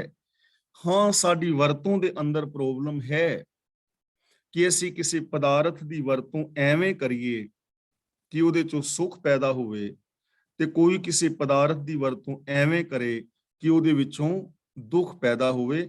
ਇਹ ਕਿਸੇ ਦੇ ਆਪਣੇ ਜੀਵਨ ਦਾ ਢੰਗ ਹੈ ਕਿ ਅੱਗ ਦੇ ਨਾਲ ਤੁਸੀਂ ਕਿਸੇ ਨੂੰ ਰੋਟੀ ਪਕਾ ਕੇ ਖਵਾਉਂਦੇ ਹੋ, ਤੇ ਕਿਸੇ ਦੇ ਸਿਰ 'ਚ ਪੈਟਰੋਲ ਪਾ ਕੇ ਅੱਗ ਲਾਉਂਦੇ ਹੋ। ਅੱਗ ਅੱਗ ਹੈ, ਵਰਤੋਂ ਕਿਵੇਂ ਕਰੋਗੇ? ਪੈਸਾ ਪੈਸਾ ਹੈ, ਇਸ ਪੈਸੇ ਦੀ ਵਰਤੋਂ ਕਿਵੇਂ ਕਰੋਗੇ, ਚੰਗੇ ਲਈ ਜਾਂ ਮਾੜੇ ਲਈ? ਜ਼ਬਾਨ ਜ਼ਬਾਨ ਹੈ ਸਿਰਫ, ਇਹਦੀ ਵਰਤੋਂ ਕਿਵੇਂ ਕਰੋਗੇ, ਪੋਜ਼ਿਟਿਵ ਬੋਲ ਜਾਂ ਨੈਗੇਟਿਵ ਬੋਲ, ਉਹ ਇਹਨੂੰ ਚੰਗਾ ਮਾੜਾ ਬਣਾਏਗੀ। ਤਾਂ हे ਪ੍ਰਭੂ, ਸਾਰੇ ਸਮੇਂ ਤੂੰ ਹੀ ਸਿਰਜੇ ਨੇ, ਤੂੰ ਹੀ ਸਾਰੇ ਸੰਸਾਰ ਦਾ ਸਿਰਜਕ ਹੈ। ਤੁਧ ਆਵਣ ਜਾਣਾ ਕੀਆ, ਤੁਧ ਲੇਪ ਨਾ ਲੱਗੇ ਤ੍ਰਿਣ। ਆਵਣ ਦਾ ਮਤਲਬ ਆਉਣਾ, ਤੇ ਜਾਣਨ ਦਾ ਮਤਲਬ ਜਾਣਾ, ਯਾਨੀ ਜਨਮ ਔਰ ਮੌਤ। ਇੱਥੇ ਆਵਣ ਜਾਣਾ ਦਾ ਮਤਲਬ ਹੈ ਜਨਮ ਔਰ ਮੌਤ। ਕਿ हे ਪ੍ਰਭੂ, ਜਨਮ ਔਰ ਮੌਤ ਤੇਰੇ ਹੀ ਭਾਣੇ ਵਿੱਚ ਨੇ, ਤੂੰ ਹੀ ਪੈਦਾ ਕੀਤੇ ਨੇ। ਤੁਧ ਲੇਪ ਨਾ ਲੱਗੇ ਤ੍ਰਿਣ, ਤ੍ਰਿਣ ਦਾ ਮਤਲਬ ਤੀਲੇ ਜਿੰਨਾ, ਰੰਚਕ ਮਾਤਰ ਵੀ। ਪਰ हे ਮਾਲਕ, ਤੇਰੇ ਉੱਤੇ ਇਸ ਸੰਸਾਰ ਦਾ ਰੰਚਕ ਮਾਤਰ ਵੀ ਲੇਪ ਨਹੀਂ ਹੈ। ਤੂੰ ਇਹਨਾਂ ਚੀਜ਼ਾਂ ਤੋਂ ਬਿਲਕੁਲ ਅਲੱਗ ਹੈ। ਜਨਮ ਤੂੰ ਵੀ, ਮੌਤ ਤੂੰ ਵੀ। ਨਾ ਤੂੰ ਜੰਮਦਾ ਹੈ, ਨਾ ਤੂੰ ਮਰਦਾ ਹੈ। ਮਰਦਾ ਉਹ ਹੈ ਜੋ ਜੰਮਿਆ ਹੋਵੇ, ਜਿਹੜਾ ਕਦੇ ਜੰਮਿਆ ਹੀ ਨਹੀਂ, ਉਹ ਮਰੇਗਾ ਹੀ ਕਿਵੇਂ? ਤੂੰ ਸदैव ਹੈ। ਤਾਂ हे ਮਾਲਕ, ਜਨਮ ਔਰ ਮੌਤ ਤੂੰ ਪੈਦਾ ਕੀਤੇ ਨੇ ਇਸ ਸੰਸਾਰ ਨੂੰ ਚਲਾਉਣ ਲਈ। ਤੇਰੇ ਉੱਤੇ ਜਨਮ ਔਰ ਮੌਤ ਦਾ ਕੋਈ ਲੇਪ ਨਹੀਂ ਹੈ, ਤੂੰ ਸदैव ਹੈ। ਜਿਸ ਹੋਵੇ ਆਪ ਦਇਆਲ, ਤਿਸ ਲਾਵੇਂ ਸਤਿਗੁਰ ਚਰਨ। हे ਪ੍ਰਭੂ, ਜਿਸ ਉੱਤੇ ਤੂੰ ਦਇਆਵਾਨ ਹੁੰਦਾ ਹੈ, ਰਹਿਮਤ ਕਰਦਾ ਹੈ, ਉਹਨੂੰ ਤੂੰ ਗੁਰੂ ਦੀ ਚਰਨੀ ਲਾ ਦਿੰਦਾ ਹੈ। ਮਤਲਬ ਕਿ ਜੋ ਗੁਰੂ ਦੀ ਚਰਨੀ ਲੱਗ ਜਾਂਦਾ ਹੈ, ਉਹ ਰੱਬ ਦੀ ਦਇਆ ਦਾ ਪਾਤਰ ਬਣ ਜਾਂਦਾ ਹੈ। ਤੂੰ ਹੋਰਤ ਉਪਾਏ ਨਾ ਲੱਭੀ, ਅਬਿਨਾਸ਼ੀ ਸ੍ਰਿਸ਼ਟ ਕਰਨ। ਹੋਰਤ ਦਾ ਮਤਲਬ ਹੋਰ, ਉਪਾਏ ਦਾ ਮਤਲਬ ਉਪਾਅ। ਹੋਰਤ ਉਪਾਏ ਦਾ ਮਤਲਬ ਹੋਰ ਕੋਈ ਉਪਾਅ, ਹੋਰ ਕੋਈ ਢੰਗ। ਸ੍ਰਿਸ਼ਟ ਕਰਨ ਦਾ ਮਤਲਬ ਸ੍ਰਿਸ਼ਟੀ ਨੂੰ ਪੈਦਾ ਕਰਨ ਵਾਲਾ। ਕਿ हे ਸ੍ਰਿਸ਼ਟੀ ਦੇ ਕਰਤਾ ਅਬਿਨਾਸ਼ੀ ਪ੍ਰਭੂ, ਗੁਰੂ ਦੀ ਸ਼ਰਨ ਵਿੱਚ ਪੈਣ ਤੋਂ ਬਿਨਾ ਕੋਈ ਹੋਰ ਉਪਾਅ ਦੇ ਨਾਲ ਤੂੰ ਮਿਲ ਹੀ ਨਹੀਂ ਸਕਦਾ। ਹੋਰ ਕੋਈ ਉਪਾਅ ਨਹੀਂ ਹੈ ਤੈਨੂੰ ਮਿਲਣ ਵਾਸਤੇ, ਸਿਰਫ ਗੁਰੂ ਦੀ ਸ਼ਰਨ ਹੀ ਹੈ ਤੇਰੇ ਮਿਲਾਪ ਦਾ ਇੱਕੋ ਇੱਕ ਰਾਸਤਾ। ਗਿਆਨ ਗੁਰੂ ਦੀ ਅਗਵਾਈ ਵਿੱਚ ਚੱਲਣਾ ਹੀ ਇੱਕੋ ਇੱਕ ਰਾਸਤਾ ਹੈ। ਹੋਰ ਕੋਈ ਉਪਾਅ ਨਹੀਂ ਹੈ ਕਿ ਵਰਤ ਰੱਖਣ ਨਾਲ ਮਿਲ ਜਾਏ, ਜਾਂ ਸਮਾਧੀਆਂ ਲਾਉਣ ਨਾਲ ਮਿਲ ਜਾਏ, ਜਾਂ ਸਾਹ ਪੁੱਠੇ ਸਿੱਧੇ ਲੈਣ ਦੇ ਨਾਲ ਮਿਲ ਜਾਏ। ਐਵੇਂ ਨਹੀਂ, ਹੋਰ ਕੋਈ ਉਪਾਅ ਨਹੀਂ ਹੈ। ਇੱਕੋ ਹੀ ਉਪਾਅ ਹੈ, ਗੁਰੂ ਦੇ ਦਿੱਤੇ ਵੇ ਆਫ ਲਾਈਫ ਨੂੰ ਅਪਣਾਉਣਾ, ਸ਼ਬਦ ਗੁਰੂ ਦੀ ਅਗਵਾਈ ਵਿੱਚ ਚੱਲਣਾ, ਗਿਆਨ ਗੁਰੂ ਦੀ ਅਗਵਾਈ ਵਿੱਚ ਜ਼ਿੰਦਗੀ ਗੁਜ਼ਾਰਨਾ। ਦੱਖਣੇ ਮਹਿਲਾ ਪੰਜਵਾਂ। ਜੇ ਤੂੰ ਵਤਹਿ ਅੰਗਣੇ, ਹਬ ਧਰਤ ਸੁਹਾਵੀ ਹੋਏ। ਵਤਹਿ ਨਹੀਂ ਪੜਨਾ, ਵਤਹਿ, ਤੇ ਅੰਗਣੇ ਨਹੀਂ ਬੋਲਣਾ ਗੱਗਾ। ਅੰਗਣੇ, ਹੁਣ ਮੈਨੂੰ ਧਿਆਨ ਨਾਲ ਸੁਣੋ ਜਰਾ। ਅੰਗਣੇ, ਹੁਣ ਗੱਗਾ ਬੋਲ ਰਿਹਾ ਹੈ ਅੰਗਣੇ, ਐਵੇਂ ਨਹੀਂ ਬੋਲਣਾ। ਨੰਗਾ ਬੋਲਣਾ ਹੈ, ਅੰਗਣੇ, ਜਿਵੇਂ ਕੱਕਾ ਖੱਖਾ ਗੱਗਾ ਕੱਗਾ ਨੰਗਾ। ਜੇ ਤੂੰ ਵੱਤਹਿ ਅੰਗਣੇ ਹਬ ਧਰਤ ਸੁਹਾਵੀ ਹੋਏ। ਵੱਤਹਿ ਦਾ ਮਤਲਬ ਜੇ ਤੂੰ ਆ ਜਾਏ, ਵਸ ਜਾਏ।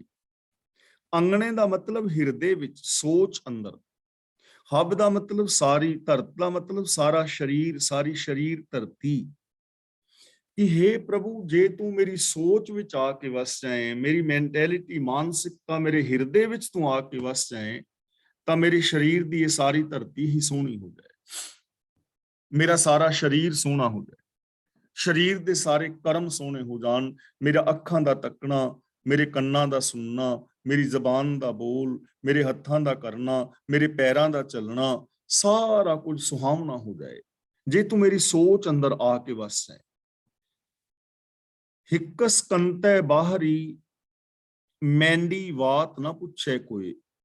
ਹਿੱਕਸ ਦਾ ਮਤਲਬ ਇੱਕ ਪਤੀ ਤੋਂ ਬਾਹਰ, ਮੈਂਡੀ ਦਾ ਮਤਲਬ ਮੇਰੀ, ਵਾਤ ਦਾ ਮਤਲਬ ਗੱਲ, ਖਬਰ। ਇੱਕ ਪਤੀ ਤੋਂ ਬਿਨਾ ਹੋਰ ਕੌਣ ਆਣ ਕੇ ਮੇਰੀ ਬਾਤ ਪੁੱਛੇ, ਪਹਿਲੀ ਗੱਲ। ਤੇ ਦੂਜੀ ਗੱਲ ਇਹ ਹੈ ਕਿ ਇੱਕ ਖਸਮ ਪ੍ਰਭੂ ਤੋਂ ਬਿਨਾ ਮੇਰੀ ਕੋਈ ਖਬਰ ਸੁਰਤ ਨਹੀਂ ਪੁੱਛਦਾ। ਆਮ ਘਰਾਂ ਵਿੱਚ ਹੁੰਦਾ ਨਾ ਕਿ ਜਿਹਦੇ ਨਾਲ ਪਤੀ ਹੀ ਨਹੀਂ, ਬਾਕੀ ਨੇ ਉਹਦਾ ਕਦਰ ਕੀ ਘਰ ਦੇ ਵਿੱਚ ਕਰਨੀ ਹੈ। ਇਹ ਆਮ ਕਹਾਵਤ ਹੈ, ਇਹਦੇ ਨਾਲ ਮਤਲਬ ਮੈਂ ਇਸ ਚੀਜ਼ ਨਾਲ ਸਹਿਮਤ ਨਹੀਂ ਹਾਂ, ਲੇਕਿਨ ਆਮ ਕਹਾਵਤ ਹੈ ਕਿ ਜੇ ਪਤੀ ਬਾਤ ਨਹੀਂ ਪੁੱਛਦਾ ਤੇ ਬਾਕੀ ਦੇ ਘਰਦਿਆਂ ਨੇ ਕੀ ਕਦਰ ਕਰਨੀ ਹੈ। ਤਾਂ ਗੁਰੂ ਜੀ ਕਹਿੰਦੇ ਨੇ, ਜੇ ਰੱਬ ਮੇਰੀ ਬਾਤ ਨਾ ਪੁੱਛੇ, ਇਕਸ ਕੰਤੈ ਬਾਹਰੀ, ਜਿਹੜੀ ਇੱਕ ਪਤੀ ਤੋਂ ਬਾਹਰ ਹੈ, ਜਿਹੜੀ ਸੁਰਤ ਰੱਬ ਦੇ ਨਾਲ ਟੁੱਟੀ ਹੋਈ ਹੈ, ਉਹਦੀ ਕੋਈ ਬਾਤ ਵੀ ਨਹੀਂ ਪੁੱਛਦਾ। ਭਾਵ ਜੇ ਪ੍ਰਭੂ ਹਿਰਦੇ ਵਿੱਚ ਵਸ ਪਏ ਤਾਂ ਸਾਰੇ ਸੁੱਖ ਮੈਨੂੰ ਮਿਲੇ ਰਹਿੰਦੇ ਨੇ, ਪਰ ਜੇ ਪ੍ਰਭੂ ਮੇਰੀ ਸੋਚ ਵਿੱਚ ਨਹੀਂ ਹੈ ਤੇ ਕੋਈ ਸੁੱਖ ਆਣ ਕੇ ਮੇਰੀ ਬਾਤ ਨਹੀਂ ਪੁੱਛਦਾ, ਫਿਰ ਮੈਂ ਦੁਖੀ ਔਰ ਅਸ਼ਾਂਤ ਰਹਿ ਜਾਂਦੀ ਹਾਂ। ਹਿੱਕਸ ਕੰਤੈ ਬਾਹਰੀ, ਇੱਕ ਪਤੀ ਤੋਂ ਬਿਨਾ ਮੇਰੀ ਬਾਤ ਕੌਣ ਪੁੱਛੇ, ਮੈਨੂੰ ਸੁੱਖ ਕੌਣ ਦਵੇ। ਪਤੀ ਦਾ ਮਤਲਬ ਰੱਬ, ਰੱਬੀ ਗੁਣਾ ਤੋਂ ਬਿਨਾ ਮੈਨੂੰ ਸੁੱਖ ਕੌਣ ਦਵੇ। ਜਿਸ ਇਨਸਾਨ ਦੇ ਅੰਦਰ ਸਤ, ਸੰਤੋਖ, ਦਇਆ, ਧਰਮ ਆਦਿਕ ਗੁਣ ਨਹੀਂ ਹਨ, ਖੁਸ਼ੀਆਂ ਕਿਵੇਂ ਉਹਦੀ ਆਣ ਕੇ ਬਾਤ ਪੁੱਛਣ, ਸੁੱਖ ਕਿਵੇਂ ਆਣ ਕੇ ਉੱਥੇ ਬਾਤ ਪੁੱਛਣ, ਕਿਉਂਕਿ ਸੁੱਖ ਆਉਂਦੇ ਹੀ ਉੱਥੇ ਨੇ ਜਿੱਥੇ ਗੁਣ ਨੇ, ਖੁਸ਼ੀਆਂ ਆਉਂਦੀਆਂ ਹੀ ਉੱਥੇ ਨੇ ਜਿੱਥੇ ਗੁਣ ਨੇ। ਮਹਿਲਾ ਪੰਜਵਾਂ, ਹੱਬੇ ਟੋਲ ਸੁਹਾਵਣੇ ਸੋ ਬੈਠਾ ਅੰਗਣ ਮੱਲ। ਇਹਨੂੰ ਮੱਲ ਨਹੀਂ ਪੜਨਾ ਪੋਲਾ, ਮੱਲ। ਮੱਲ ਦਾ ਮਤਲਬ ਮੱਲ ਕੇ, ਟੋਲ ਦਾ ਮਤਲਬ ਪਦਾਰਥ। ਹੱਬੇ ਟੋਲ ਸੁਹਾਵਣੇ ਸੋ ਬੈਠਾ ਅੰਗਣ ਮੱਲ। ਅੰਗਣ ਦਾ ਮਤਲਬ ਹਿਰਦਾ, ਸੋਚ। ਜਿਸ ਜੀਵ ਰਾਹੀ ਦਾ ਹਿਰਦਾ ਵਿਹੜਾ ਖਸਮ ਪ੍ਰਭੂ ਮੱਲ ਕੇ ਬੈਠਾ ਹੈ, ਉਹਦੇ ਸਾਰੇ ਪਦਾਰਥ ਸੋਹਣੇ ਨੇ।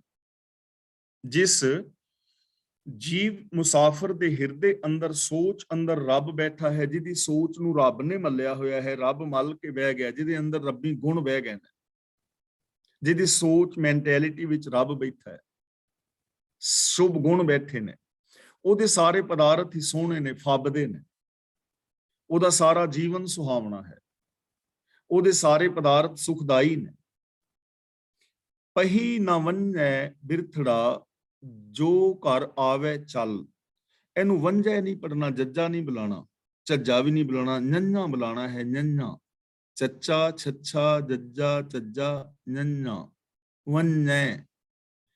ਪਹੀ ਨਾ ਵੰਝੈ ਬਿਰਥੜਾ ਜੋ ਕਰ ਆਵੇ ਚੱਲ। ਪਹੀ ਦਾ ਮਤਲਬ ਰਾਹੀ, ਜੀਵ, ਮਨ। ਬਿਰਥੜਾ ਦਾ ਮਤਲਬ ਖਾਲੀ ਹੱਥ। ਜੋ ਦਾ ਮਤਲਬ ਜਿਹੜਾ ਜੀਵ। ਘਰ ਦਾ ਮਤਲਬ ਹਿਰਦੇ ਵਿੱਚ। ਆਵੇ ਚੱਲ ਦਾ ਮਤਲਬ ਚੱਲ ਕੇ ਆ ਜਾਏ। ਜਿਹੜਾ ਜੀਵ ਰਾਹੀ ਬਾਹਰਲੇ ਪਦਾਰਥਾਂ ਵੱਲੋਂ ਪਰਤ ਕੇ ਆਪਣੇ ਹਿਰਦੇ ਘਰ ਦੇ ਅੰਦਰ ਆ ਟਿਕਦਾ ਹੈ, ਉਹ ਕੋਈ ਵੀ ਰੱਬੀ ਦਾਤ ਤੋਂ ਫਿਰ ਖਾਲੀ ਨਹੀਂ ਰਹਿੰਦਾ, ਖਾਲੀ ਨਹੀਂ ਜਾਂਦਾ। ਜਿਹੜਾ ਵੀ ਜੀਵ ਰਾਹੀ ਬਾਹਰਲੇ ਔਗਣਾਂ ਨੂੰ ਛੱਡ ਕੇ ਆਪਣੇ ਹਿਰਦੇ ਘਰ ਵਿੱਚ ਚੱਲ ਕੇ ਆ ਜਾਂਦਾ ਹੈ, ਪ੍ਰਭੂ ਦੇ ਚਰਨਾਂ ਵਿੱਚ ਆ ਕੇ ਟਿਕ ਜਾਂਦਾ ਹੈ, ਫਿਰ ਕੋਈ ਵੀ ਜੀਵ ਖਾਲੀ ਨਹੀਂ ਜਾਂਦਾ। ਇੱਥੋਂ ਸਾਰਿਆਂ ਨੂੰ ਸੁੱਖ, ਸ਼ਾਂਤੀ, ਆਨੰਦ, ਖੇੜਾ ਮਿਲ ਜਾਂਦੀ ਹੈ, ਜੇ ਆਪਣੇ ਹਿਰਦੇ ਘਰ ਵਿੱਚ ਚੱਲ ਕੇ ਆ ਜਾਏ, ਟਿਕ ਜਾਏ। ਯਾਨੀ ਜਿੱਥੇ ਰੱਬ ਟਿਕਿਆ ਹੋਇਆ ਹੈ, ਜੇ ਜੀਵ ਦਾ ਮਨ, ਸੋਚ उस स्टेज ते टिक जाए कि जिथे शुभ गुण ने, ਤਾਂ ਫਿਰ ਉਥੋਂ ਕੋਈ ਵੀ ਖਾਲੀ ਨਹੀਂ ਰਹਿੰਦਾ ਸੁੱਖਾਂ ਤੋਂ। ਉਹਨਾਂ ਨੂੰ ਸੁੱਖ, ਸ਼ਾਂਤੀ, ਆਨੰਦ, ਖੇੜਾ ਹਰ ਇਨਸਾਨ ਨੂੰ ਮਿਲ ਜਾਂਦਾ ਹੈ। ਪਰ ਇਨਸਾਨ ਦੁਖੀ ਔਰ ਅਸ਼ਾਂਤ ਤਾਂ ਹੈ ਕਿਉਂਕਿ ਉਹਦੀ ਸੋਚ ਰੱਬੀ ਗੁਣਾਂ ਦੇ ਨਾਲ ਟਿਕੀ ਹੀ ਨਹੀਂ ਹੋਈ ਹੈ। ਜਦੋਂ ਸਾਡੇ ਅੰਦਰ ਈਰਖਾ, ਦਵੇਸ਼, ਵੈਰ, ਵਿਰੋਧ, ਮੇਰ ਤੇਰ ਪੈਦਾ ਹੋ ਜਾਂਦੀ ਹੈ ਨਾ, ਇਹਦਾ ਮਤਲਬ ਅਸੀਂ ਅੰਦਰਲੇ ਨੂੰ ਛੱਡ ਕੇ ਬਾਹਰ ਚਲੇ ਗਏ ਹਾਂ। ਤੇ ਜਿਹੜਾ ਅੰਦਰਲੇ ਸ਼ੁਭ ਗੁਣਾਂ ਨੂੰ ਛੱਡ ਗਿਆ ਉਹ ਕਦੇ ਵੀ ਸ਼ਾਂਤ ਨਹੀਂ ਹੋ ਸਕਦਾ, ਉਹ ਅਸ਼ਾਂਤ ਰਹੇਗਾ। ਅਗਲਾ ਬਚਨ ਗੁਰੂ ਜੀ ਕਰਦੇ ਨੇ, ਮਹਿਲਾ ਪੰਜਵਾਂ, ਸੇਜ ਵਿਛਾਈ ਕੰਤ ਕੂ ਕੀਆ ਹਬ ਸ਼ਿੰਗਾਰ। ਕੰਤ ਕੂ ਦਾ ਮਤਲਬ ਰੱਬ ਵਾਸਤੇ, ਪਤੀ ਵਾਸਤੇ।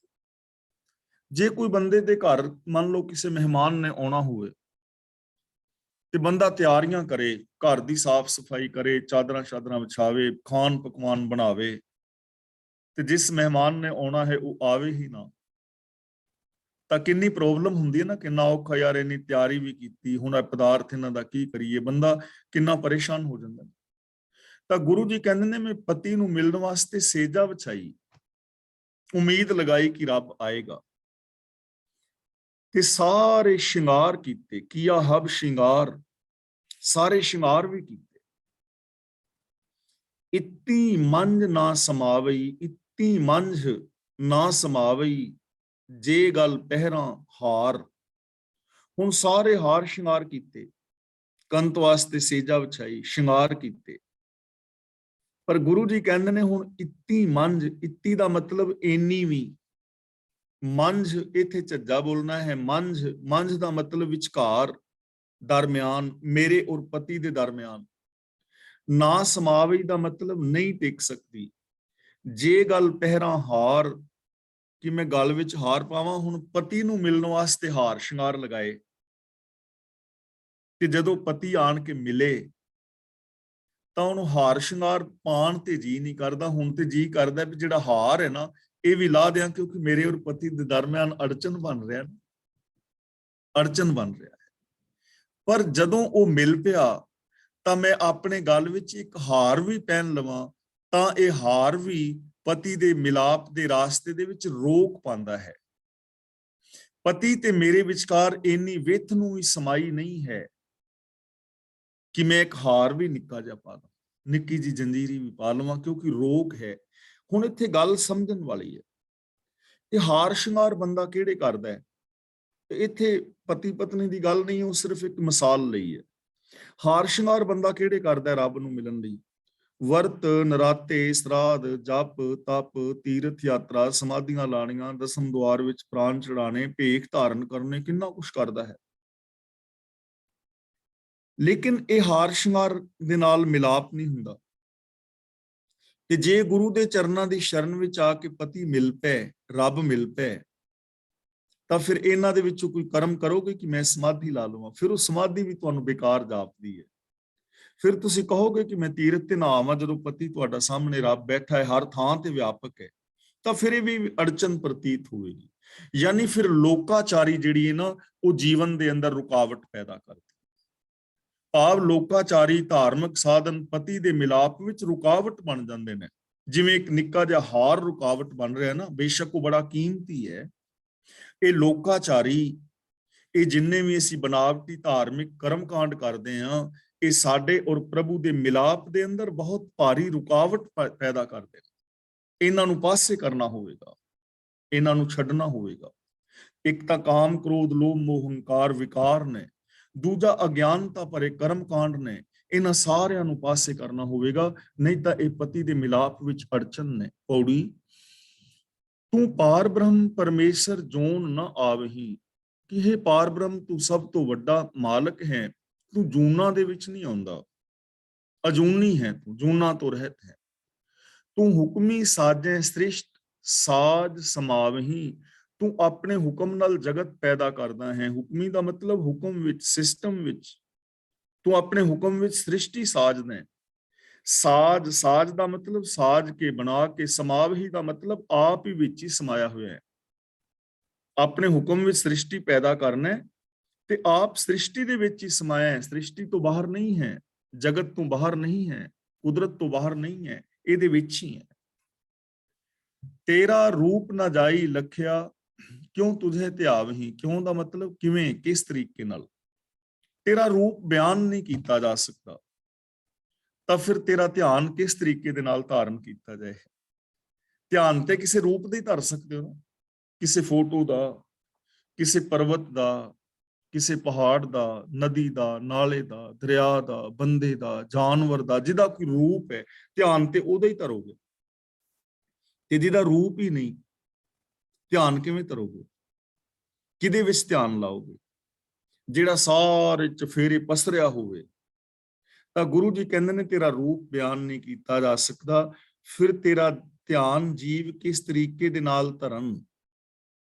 ਗੁਰੂ ਜੀ ਕਹਿੰਦੇ ਨੇ ਤੂੰ ਸਭ ਮੈਂ ਵਰਤੈ ਆਪ ਕੁਦਰਤ ਦੇ ਖਾਵਹੀਂ। ਤੂੰ ਸਭ ਜੀਵਾਂ ਵਿੱਚ ਆਪ ਮੌਜੂਦ ਹੈ। ਕੁਦਰਤ ਦੇ ਖਾਵੀਂ ਦਾ ਮਤਲਬ ਆਪਣੀ ਸ਼ਕਤੀ ਸਾਰਿਆਂ ਦੇ ਅੰਦਰ ਵਿਖਾ ਰਿਹਾ ਹੈ, ਸਾਰਿਆਂ ਦੇ ਅੰਦਰ ਤੇਰੀ ਸੱਤਿਆ ਹੈ। ਤੇਰੀ ਭਗਤ ਭਰੇ ਭੰਡਾਰ ਤੋਠ ਨਾ ਆਵਹੀ। ਤੇਰੀ ਭਗਤ ਦਾ ਮਤਲਬ ਇੱਥੇ ਤੇਰੀ ਸਿਫਤ ਸਲਾਹ, ਤੇਰੇ ਗੁਣ, ਤੇਰੇ ਗੁਣਾਂ ਦੇ, ਤੇਰੀ ਸਿਫਤ ਸਲਾਹ ਦੇ ਭੰਡਾਰ ਹਰ ਇੱਕ ਦੇ ਅੰਦਰ ਭਰੇ ਪਏ ਨੇ, ਉਹਨਾਂ ਦੀ ਕਦੇ ਵੀ ਤੋਟ ਨਹੀਂ ਆਉਂਦੀ। ਹੁਣ ਸਾਡੇ ਸਾਰਿਆਂ ਦੇ ਅੰਦਰ ਗੁਣਾਂ ਦੇ ਭੰਡਾਰ ਭਰੇ ਪਏ ਨੇ, ਉਹਨਾਂ ਨੇ ਕਦੇ ਮੁੱਕਣਾ ਨਹੀਂ ਜੇ ਅਸੀਂ ਗੁਣਾਂ ਨੂੰ ਵਰਤੀਏ। ਇਹ ਗੱਲ ਵੱਖਰੀ ਹੈ ਕਿ ਅਸੀਂ ਗੁਣਾਂ ਨੂੰ ਵਰਤ ਨਹੀਂ ਰਹੇ, ਔਗੁਣਾਂ ਨੂੰ ਵਰਤ ਰਹੇ ਹਾਂ। ਜਿਵੇਂ ਆਪਾਂ ਰੋਜ਼ ਬੇਨਤੀ ਕਰ ਰਹੇ ਹਾਂ ਨਾ ਕਿ ਹਰ ਇਨਸਾਨ ਦੇ ਅੰਦਰ ਸੱਚਾਈ, ਦਇਆ, ਧਰਮ ਆਦਿ ਕੇ ਸਾਰੇ ਗੁਣ ਅੰਦਰ ਮੌਜੂਦ ਨੇ। ਔਰ ਸੱਚ ਬੋਲੋ, ਦਇਆ ਕਰੋ, ਪਿਆਰ ਕਰੋ, ਕਿ ਇਹਨਾਂ ਨੇ ਖਤਮ ਹੋ ਜਾਣਾ ਹੈ? ਕਦੇ ਵੀ ਨਹੀਂ। ਇਹ ਗੱਲ ਇੱਕ ਵੱਖਰੀ ਹੈ ਕਿ ਅਸੀਂ ਇਹਨਾਂ ਗੁਣਾਂ ਨੂੰ ਯੂਜ਼ ਹੀ ਨਹੀਂ ਕਰ ਰਹੇ। ਅਸੀਂ ਈਰਖਾ, ਹੰਕਾਰ, ਝੂਠ, ਫਰੇਬ ਦੇ ਨਾਲ ਆਮ ਜਨਤਾ ਜਿਹੜੀ ਹੈ ਭਰੀ ਪਈ। ਤਾਂ ਗੁਰੂ ਜੀ ਕਹਿੰਦੇ ਨੇ ਤੇਰੀ ਭਗਤੀ ਦੇ ਭੰਡਾਰ, ਤੇਰੇ ਗੁਣਾਂ ਦੇ ਭੰਡਾਰ ਹਰ ਇੱਕ ਦੇ ਅੰਦਰ ਭਰੇ ਪਏ ਨੇ, ਉਹਨਾਂ ਦੀ ਕਦੇ ਵੀ ਕਮੀ ਨਹੀਂ ਆਉਂਦੀ। ਇਹ ਰਤਨ ਜਵੇਹਰ ਲਾਲ ਕੀਮ ਨਾ ਪਾਵਹੀਂ। ਤੇਰੇ ਗੁਣਾਂ ਦੇ ਖਜ਼ਾਨੇ ਐਸੇ ਰਤਨ ਜਵਾਹਰ ਤੇ ਲਾਲ ਨੇ ਜਿਨ੍ਹਾਂ ਦਾ ਜਗਤ ਵਿੱਚ ਮੁੱਲ ਨਹੀਂ ਪੈ ਸਕਦਾ। ਕੋਈ ਐਸਾ ਕਰਮ ਨਹੀਂ ਜਿਸ ਕਰਮ ਦੇ ਨਾਲ ਇਹਨਾਂ ਗੁਣਾਂ ਨੂੰ ਖਰੀਦਿਆ ਜਾ ਸਕੇ ਕਿ ਵਰਤ ਰੱਖ ਰੱਖ ਕੇ ਅੰਦਰ ਇਨਸਾਨੀਅਤ ਪੈਦਾ ਹੋ ਜਾਏ, ਇਸਰਾਦ ਕਰ ਕਰਕੇ ਇਨਸਾਨੀਅਤ ਪੈਦਾ ਹੋ ਜਾਏ। ਇਹ ਇਹਨਾਂ ਦਾ ਮੁੱਲ ਨਹੀਂ ਹੈ। ਸੋਨਾ ਚਾਂਦੀ ਦੇ ਕੇ ਸੱਚ, ਦਇਆ ਜਾਂ ਇਨਸਾਨੀਅਤ ਖਰੀਦ ਲਈ ਜਾਏ, ਪ੍ਰੇਮ ਖਰੀਦ ਲਿਆ ਜਾਏ, ਕੁਦਰਤ ਤੇ ਨੇਮਾਂ ਨੂੰ ਖਰੀਦ ਲਿਆ ਜਾਏ, ਇਹ ਇਹਨਾਂ ਦਾ ਮੁੱਲ ਨਹੀਂ ਹੈ। ਕਿਸੇ ਮੁੱਲ ਦੇ ਨਾਲ ਨਹੀਂ ਮਿਲਦੇ, ਬੜੇ ਕੀਮਤੀ ਨੇ ਲੇਕਿਨ ਬਿਲਕੁਲ ਫ੍ਰੀ ਨੇ, ਜਿਨ੍ਹਾਂ ਨੂੰ ਕਿਸੇ ਕੀਮਤ ਨਾਲ ਨਹੀਂ ਖਰੀਦਿਆ ਜਾ ਸਕਦਾ। ਸੋਨਾ, ਚਾਂਦੀ, ਹੀਰੇ, ਜਵਾਹਰਾਤ ਦੇ ਕੇ ਤੁਸੀਂ ਸੱਚ ਨੂੰ ਖਰੀਦ ਨਹੀਂ ਸਕਦੇ, ਲੇਕਿਨ ਸੱਚ ਫ੍ਰੀ ਹੈ, ਤੁਸੀਂ ਬੋਲ ਸਕਦੇ ਹੋ। ਪ੍ਰੇਮ ਨੂੰ ਪੈਸੇ ਨਾਲ ਨਹੀਂ ਖਰੀਦਿਆ ਜਾ ਸਕਦਾ, ਲੇਕਿਨ ਇਹ ਬਿਲਕੁਲ ਫ੍ਰੀ ਹੈ, ਤੁਸੀਂ ਪ੍ਰੇਮ ਕਰ ਸਕਦੇ ਹੋ, ਪ੍ਰੇਮ ਵੰਡ ਸਕਦੇ ਹੋ। ਇਹਨਾਂ ਨੂੰ ਕਿਸੇ ਕੀਮਤ ਨਾਲ ਨਹੀਂ ਖਰੀਦਿਆ ਜਾਂਦਾ। ਜਿਸ ਹੋਵੇ ਆਪ ਦਇਆਲ ਤਿਸ ਸਤਿਗੁਰ ਸੇਵਾ ਲਾਵਹੀਂ। ਹੁਣ ਦੇਖੋ ਨੁਕਤੇ ਦੀ ਗੱਲ ਦੱਸ ਰਹੇ ਨੇ ਕਿ ਜਿਹਦੇ ਤੇ ਤੂੰ ਦਇਆ ਕਰਦਾ ਹੈ ਉਹਨੂੰ ਗੁਰੂ ਦੀ ਸੇਵਾ ਵਿੱਚ ਲਾ ਦਿੰਦਾ। ਯਾਨੀ ਇਹ ਸਾਰੇ ਗੁਣ ਗੁਰੂ ਦੀ ਸ਼ਰਨ ਵਿੱਚ ਆ ਕੇ ਫ੍ਰੀ ਚ ਮਿਲ ਜਾਂਦੇ ਨੇ। ਇਹਨਾਂ ਦੀ ਕੀਮਤ ਇਹ ਹੀ ਹੈ, ਇਹਨਾਂ ਦੀ ਕੀਮਤ ਇਹੀ ਤਾਰਨੀ ਪੈਗੀ ਕਿ ਗੁਰੂ ਦੇ ਦੱਸੇ ਰਾਹਾਂ ਤੇ ਚੱਲਣਾ ਹੈ। ਇਹ ਰਿਕੁਆਇਰਮੈਂਟ ਹੈ। ਗਿਆਨ ਗੁਰੂ ਦੀ ਅਗਵਾਈ ਵਿੱਚ ਚੱਲ ਕੇ ਤੁਸੀਂ ਇਹਨਾਂ ਚੀਜ਼ਾਂ ਨੂੰ ਪਾ ਸਕਦੇ ਹੋ, ਹੋਰ ਕੋਈ ਕੀਮਤ ਨਹੀਂ ਹੈ। ਤਿਸ ਕਦੇ ਨਾ ਆਵੇ ਤੋਟ ਜੋ ਹਰ ਗੁਣ ਗਾਵਹੀਂ। ਔਰ ਜੋ ਇਨਸਾਨ ਰੱਬੀ ਸ਼ਰਨ ਦੇ ਅੰਦਰ ਆ ਕੇ ਤੇਰੇ ਗੁਣਾਂ ਨੂੰ ਗਾਉਂਦੇ ਨੇ, ਉਹਨਾਂ ਦੀ ਜ਼ਿੰਦਗੀ ਦੇ ਅੰਦਰ ਕਦੇ ਵੀ ਤੋਟ ਨਹੀਂ ਆਉਂਦੀ, ਕਦੇ ਵੀ ਕਮੀ ਨਹੀਂ ਆਉਂਦੀ। ਉਹਨਾਂ ਦੇ ਅੰਦਰੋਂ ਇਹ ਜਿਹੜੇ ਗੁਣ ਨੇ ਉਹ ਕਦੇ ਵੀ ਮੁੱਕਦੇ ਨਹੀਂ ਹਨ। ਉਹਨਾਂ ਦੇ ਸੁੱਖਾਂ ਦੇ ਅੰਦਰ ਕਦੇ ਤੋਟ ਨਹੀਂ ਆਉਂਦੀ। ਜਿਹੜੇ ਹਰੀ ਦੇ ਗੁਣ ਗਾਉਂਦੇ ਨੇ ਉਹਨਾਂ ਦੇ ਜੀਵਨ ਵਿੱਚ ਕਦੇ ਘਾਟਾ ਨਹੀਂ ਹੈ, ਉਹਨਾਂ ਦੇ ਜੀਵਨ ਵਿੱਚ ਕਦੇ ਕਮੀ ਨਹੀਂ ਹੈ, ਉਹਨਾਂ ਦੇ ਆਤਮਿਕ ਜੀਵਨ ਵਿੱਚ ਕਮੀ ਨਹੀਂ। ਖੁਸ਼ੀਆਂ, ਖੇੜੇ, ਆਨੰਦ, ਪ੍ਰਸੰਨਤਾ ਉਹਦੇ ਵਿੱਚ ਕਮੀ ਹੀ ਨਹੀਂ ਹੈ। ਉਹਨਾਂ ਦੇ ਜੀਵਨ ਦੇ ਅੰਦਰ ਕਦੇ ਕਮੀ ਨਹੀਂ ਆਉਂਦੇ ਜੋ ਸਤਿਗੁਰ ਦੇ ਦੱਸੇ ਰਾਹਾਂ ਦੇ ਉੱਤੇ ਚੱਲ ਕੇ ਹਰੀ ਦੇ ਗੁਣ ਗਾਉਂਦੇ ਨੇ। ਤਾਂ ਦੇਖੋ ਕਿੰਨਾ ਸੋਹਣਾ ਰਾਸਤਾ ਸਾਡੇ ਵਾਸਤੇ ਗੁਰੂ ਜੀ ਨੇ ਨਿਸ਼ਚਿਤ ਕੀਤਾ ਹੈ ਕਿ ਜੋ ਅਨੰਤ ਪ੍ਰਭੂ ਹੈ, ਸੰਸਾਰ ਵਿੱਚ ਵਸ ਰਿਹਾ ਹੈ, ਉਹ ਕਿਸੇ ਕਰਮ ਕਾਂਡ ਦੇ ਨਾਲ ਨਹੀਂ ਮਿਲਦਾ। ਉਹਦੇ ਗੁਣ ਅਨੰਤ ਕੀਮਤੀ ਨੇ, ਕਿਸੇ ਕੀਮਤ ਨਾਲ ਨਹੀਂ ਖਰੀਦੇ ਜਾ ਸਕਦੇ, ਲੇਕਿਨ ਉਹ ਬਿਲਕੁਲ ਫ੍ਰੀ ਨੇ। ਪਰ ਉਹਨਾਂ ਦੀ ਕੀਮਤ ਇਹੀ ਹੈ ਕਿ ਗੁਰੂ ਦੇ ਦੱਸੇ ਰਾਹਾਂ ਤੇ ਚੱਲਣਾ ਹੋਵੇਗਾ। ਆਪਣਾ ਆਪਾ ਜੋ ਗੁਰੂ ਦੇ ਚਰਨਾਂ ਵਿੱਚ ਸਮਰਪਿਤ ਕਰ ਦਿੰਦਾ ਹੈ, ਉਹ ਇਨਸਾਨ ਹਰੀ ਦੇ ਗੁਣ ਗਾਉਂਦਾ ਹੈ, ਹਰੀ ਦੇ ਗੁਣਾਂ ਦਾ ਧਾਰਨੀ ਹੁੰਦਾ ਹੈ। ਤੇ ਜਿਹੜਾ ਇਨਸਾਨ ਹਰੀ ਦੇ ਗੁਣਾਂ ਨੂੰ ਜ਼ਿੰਦਗੀ ਵਿੱਚ ਇੰਪਲੀਮੈਂਟ ਕਰਦਾ ਹੈ, ਉਹਦੀ ਜ਼ਿੰਦਗੀ ਵਿੱਚ ਕਦੇ ਕਮੀ ਨਹੀਂ ਆਉਂਦੀ, ਦੋਸ਼ ਨਹੀਂ ਆਉਂਦੇ, ਦੁੱਖ ਨਹੀਂ ਆਉਂਦੇ, ਚਿੰਤਾਵਾਂ ਨਹੀਂ ਹੁੰਦੀਆਂ, ਉਹ ਹਮੇਸ਼ਾ ਸੁੱਖ ਔਰ ਆਨੰਦ ਮਾਣਦਾ ਹੈ। ਤਾਂ ਅੱਜ ਦੀ ਵਿਚਾਰ ਇੱਥੇ ਸਮਾਪਤ ਕਰਦੇ ਹਾਂ ਜੀ। ਅੱਜ ਦੀ ਇਸ ਵਿਚਾਰ ਵਿੱਚ ਜੇ ਕਿਸੇ ਵੀਰ ਭੈਣ ਦਾ ਕੋਈ ਛੋਟਾ ਮੋਟਾ ਸਵਾਲ ਹੈ ਤਾਂ ਉਹ ਸਵਾਲ ਕਰ ਸਕਦੇ ਹੋ। ਜੇ ਕਿਸੇ ਵੀਰ ਭੈਣ ਨੇ ਆਪਣੇ ਵਿਊਜ਼ ਦੇਣੇ ਨੇ, ਵਿਊਜ਼ ਦੇ ਸਕਦੇ ਹੋ। ਕਲਾਸ ਦੀ ਅਗਲੀ ਕਾਰਵਾਈ ਵੀਰ ਤਰਲੋਚਨ ਸਿੰਘ ਜੀ ਕਰ ਰਹੇ ਨੇ। ਵਾਹਿਗੁਰੂ ਜੀ ਕਾ ਖਾਲਸਾ, ਵਾਹਿਗੁਰੂ ਜੀ ਕੀ